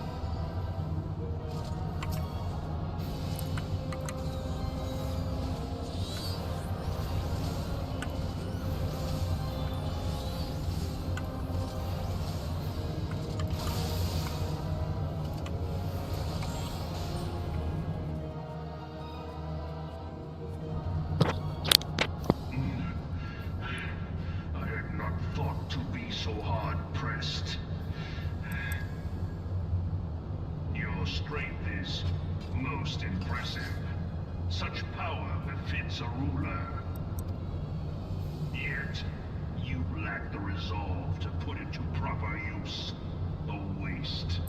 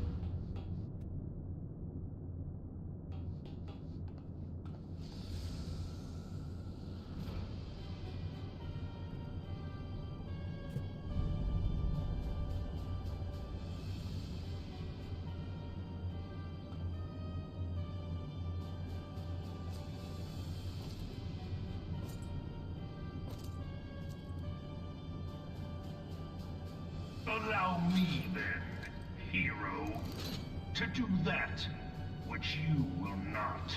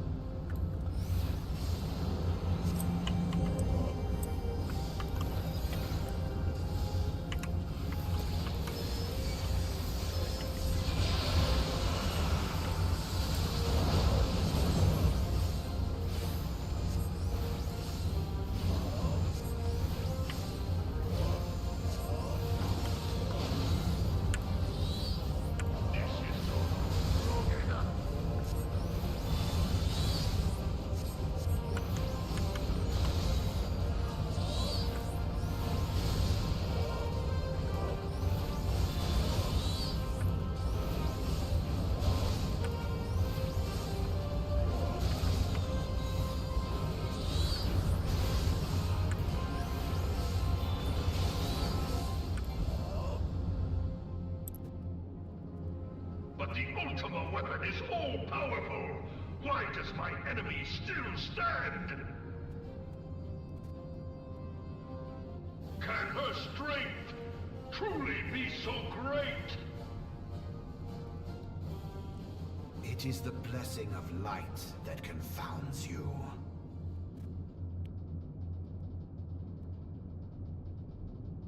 La Brea.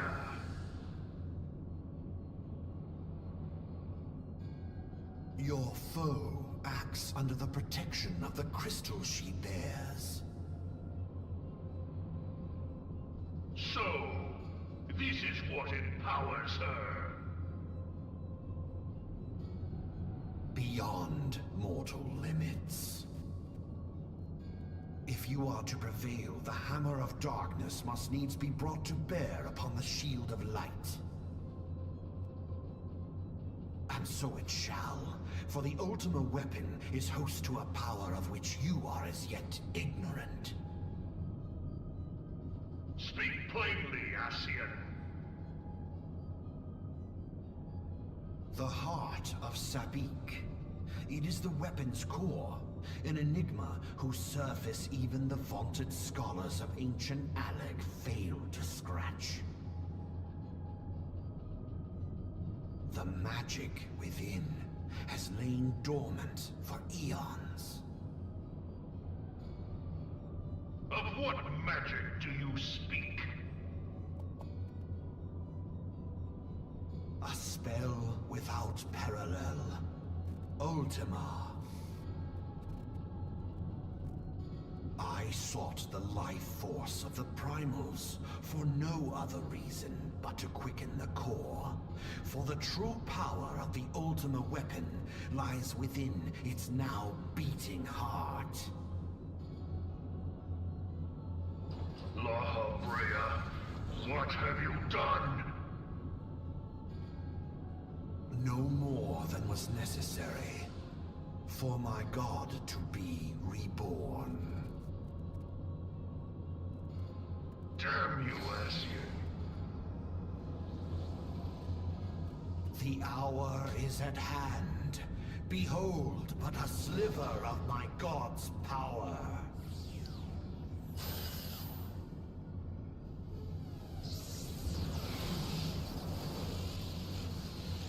From the deepest pit of the seven hells to the very pinnacle of the heavens, the world shall tremble. Unleash Ultima!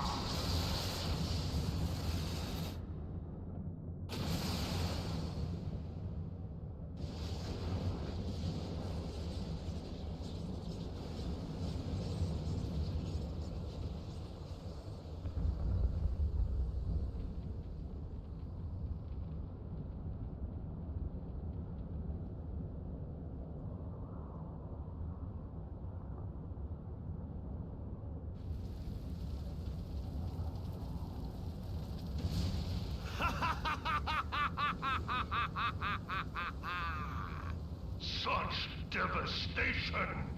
This was not my intention! Oh, Hydaelyn.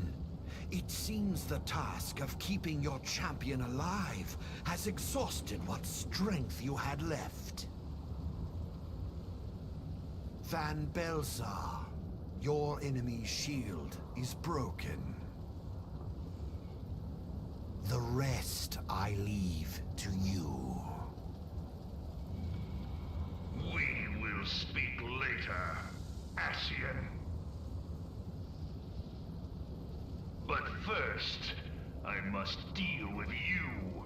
The question of who is mightier remains. Come, adventurer. Let us find the answer together.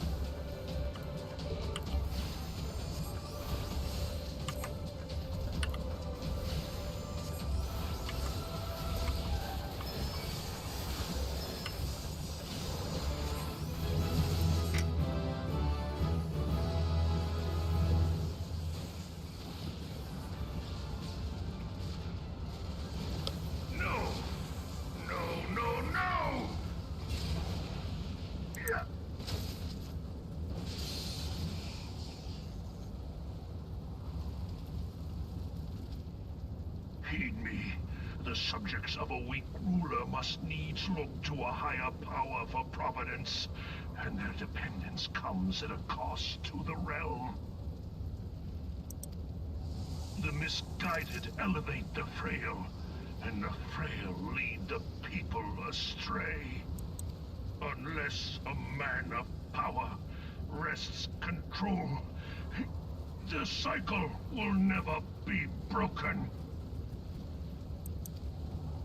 You of all people must see the truth in this. You who have the strength to rule.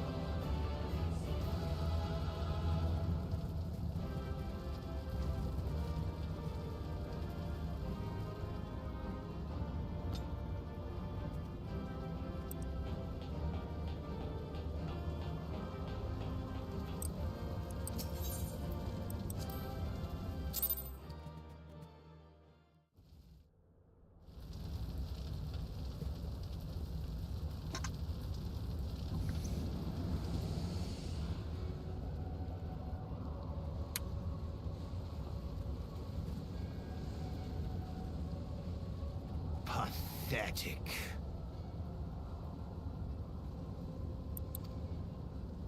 You boasted of unrivaled power. You were entrusted with the ultimate weapon, the ultimate magic.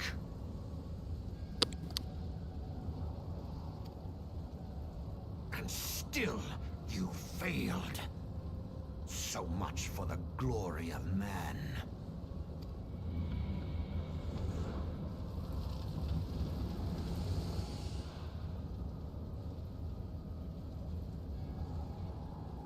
The growing imbalance afflicting the planet must be redressed.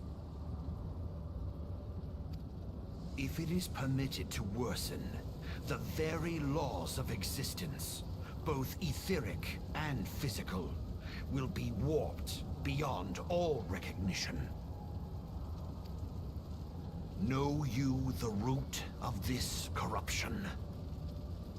Hydaelyn. Like a parasite, she must be burned out if the planet is to recover. And naught but the return of the one true god will ensure her complete excision. Yet to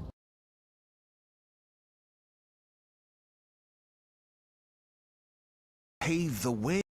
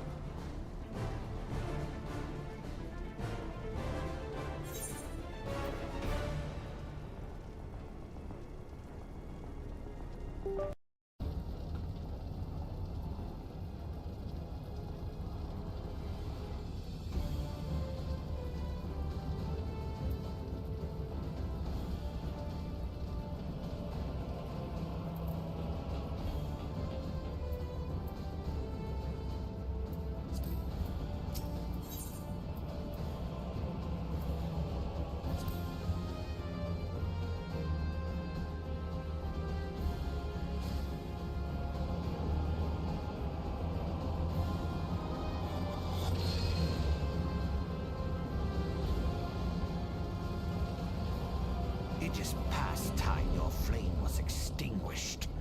Bringer of light.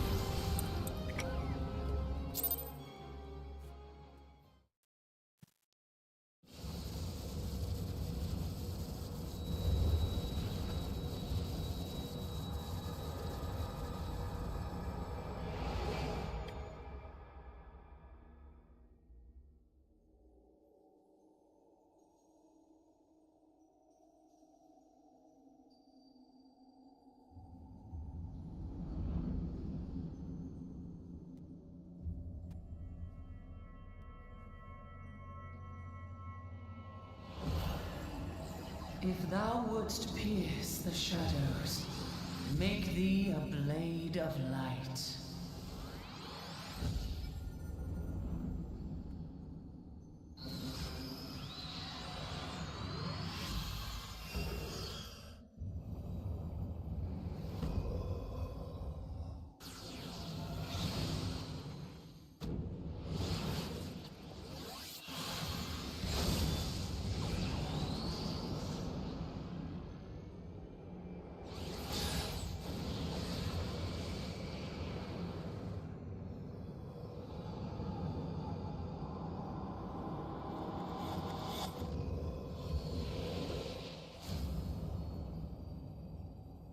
What?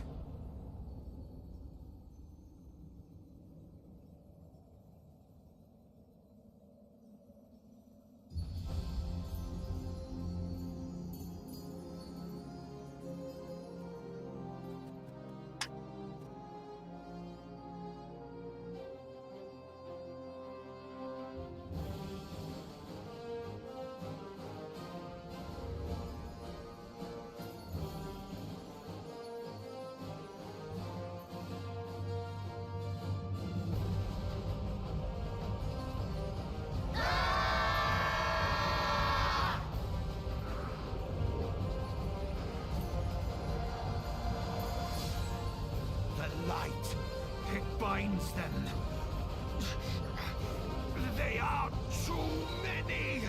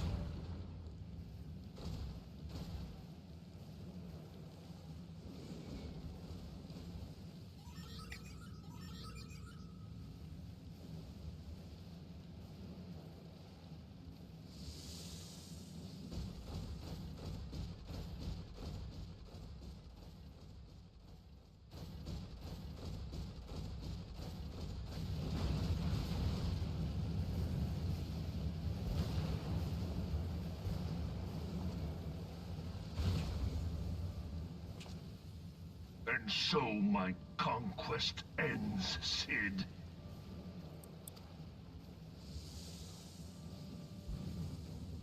In smoke and ashes.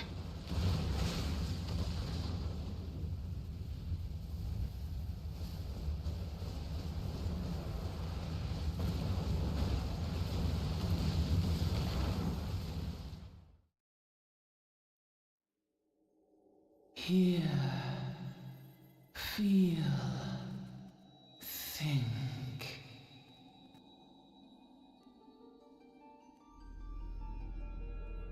Warrior of light, beloved daughter. The darkness hath fled before the unclosed brilliance of thy spirit. Yet it lingereth still, beyond the sight of men, in forgotten corners of the world. In the depths of the abyss yet resideth the Dark One, watchful ever, till this evil be cast out. Never shall the world know aught but a passing peace. Yet for the present, a gentle light shineth o'er the realm of Eorzea. with thee at its heart. From sparkling moat shall it swell to glorious sun, and all the world shall bask in its warmth.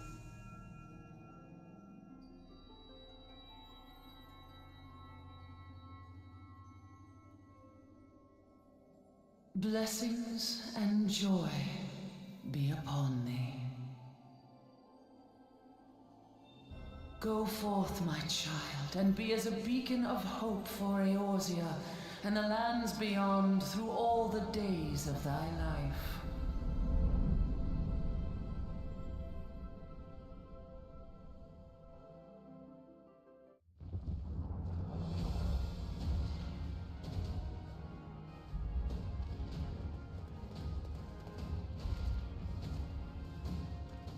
My lady, all Twin Adder units have fallen back to the outer perimeter. The Flames have completed their withdrawal, General. Admiral, all hands accounted for.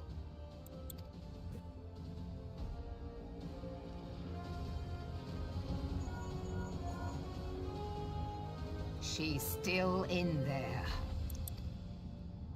Cid, has there been no word? Nothing. Nothing at all. Damnation! She's going to make it, I know she is. Ida is right. We must have faith. Cid, can they not be evacuated aboard the Enterprise? That adventurer and the Scions are as the Warriors of Light reborn. We cannot abandon them to their fate. Not again. I wholeheartedly agree, but flying into the midst of that would only add to the fireworks. There must be something we can do. Please, Mother Hydaelyn. Please light her way through the darkness. Look into the light, my child. If thou wouldst see thy companions returned safe to thee, reach out to them now.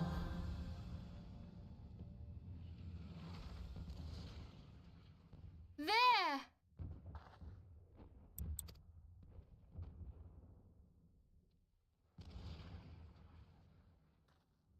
Oh!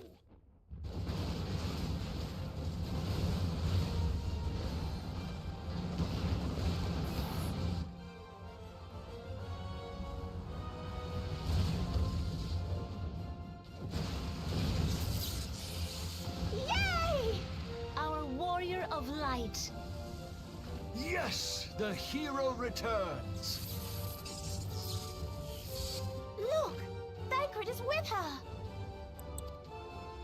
Thank the 12! Thank Hydaelyn. Welcome home.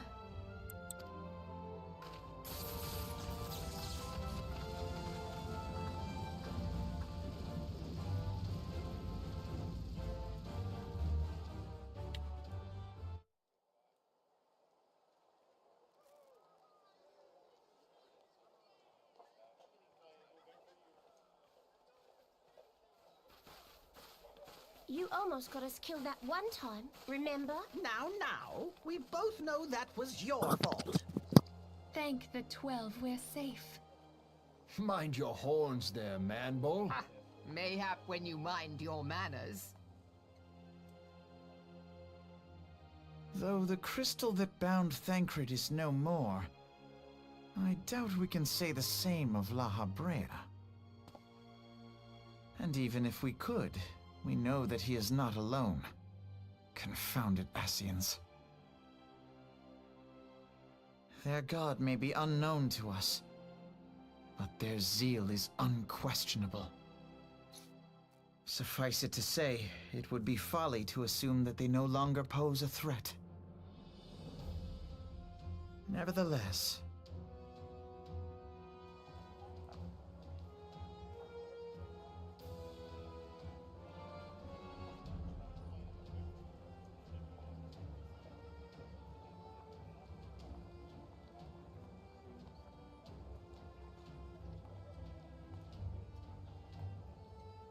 For now, we must savor what peace we have won, however ephemeral. Do you see, Grandfather? Our first step towards realizing the dream for which you gave your life.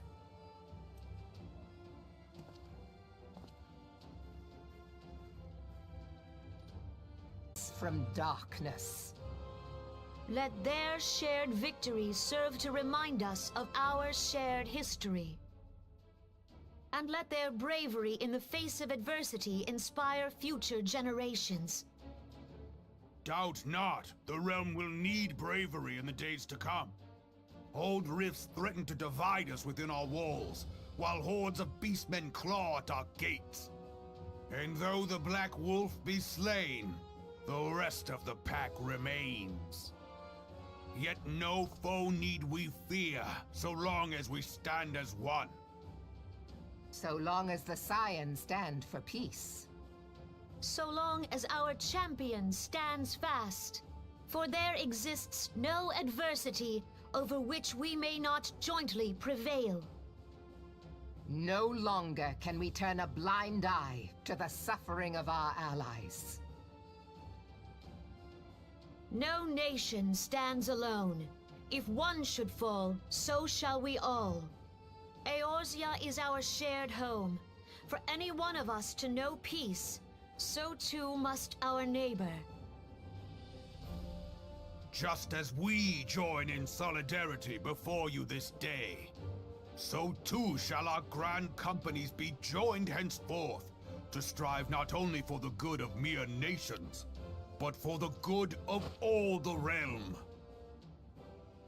Change will not come overnight. Yet I foresee a day, not so very far from now, when the lines that divide our lands fade, and all of Eorzea is one. It has been but 5 short years since the Battle of Cartano. 5 years since the advent of the 7th Umbral Era. No victory, however sweet, can wash away our bitter sorrows. No triumph can reclaim those we lost. Yet do not presume you honor them by dwelling on the past. It was not the past they fought for. You would repay their sacrifice by looking to the future. A future united, as the warriors of light united in the champion. Now is the time for us to rise as one, bearing all of Eorzea on our shoulders. 5 years ago, Eorzea bore witness to the end of the 6th Astral Era. Now, the 7th Umbral Era draws to a close, yet we come together not to glory in its end, but to mark a new beginning.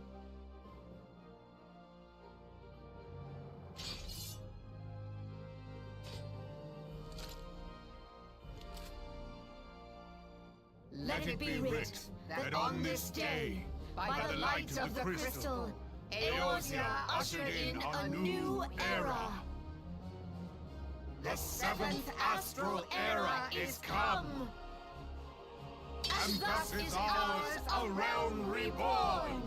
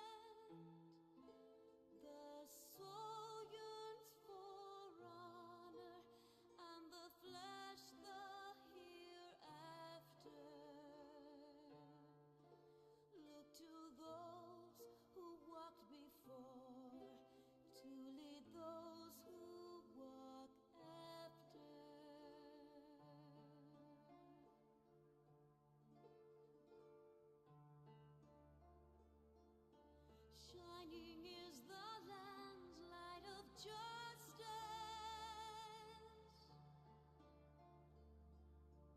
Ever flows the land's well of purpose. Walk free, walk free, walk free. Believe the lamb's alive.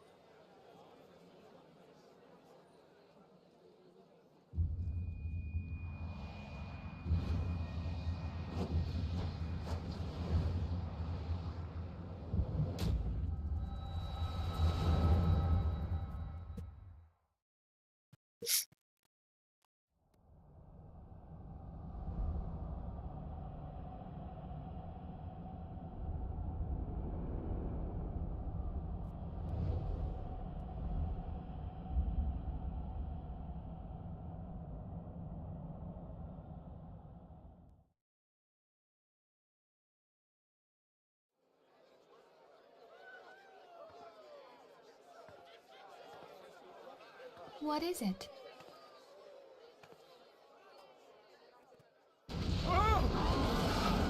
What was that? That roar. It can't be. Did you hear that? There's no time to spare. Where is it coming from?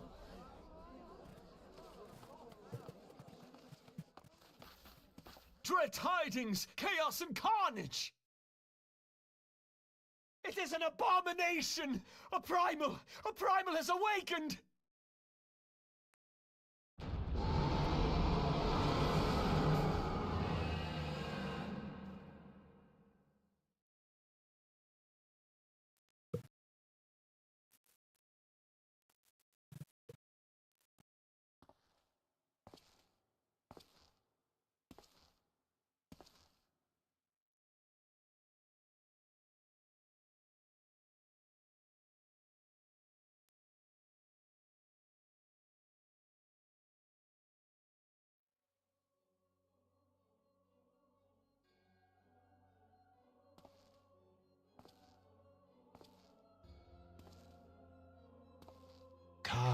Bahamul, move.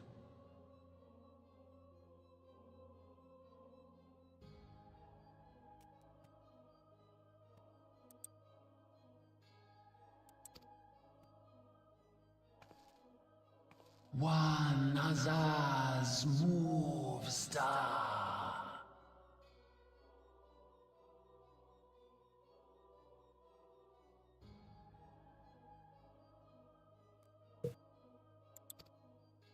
Franza lokpai ki had Aldorn Zur, Ukudorn.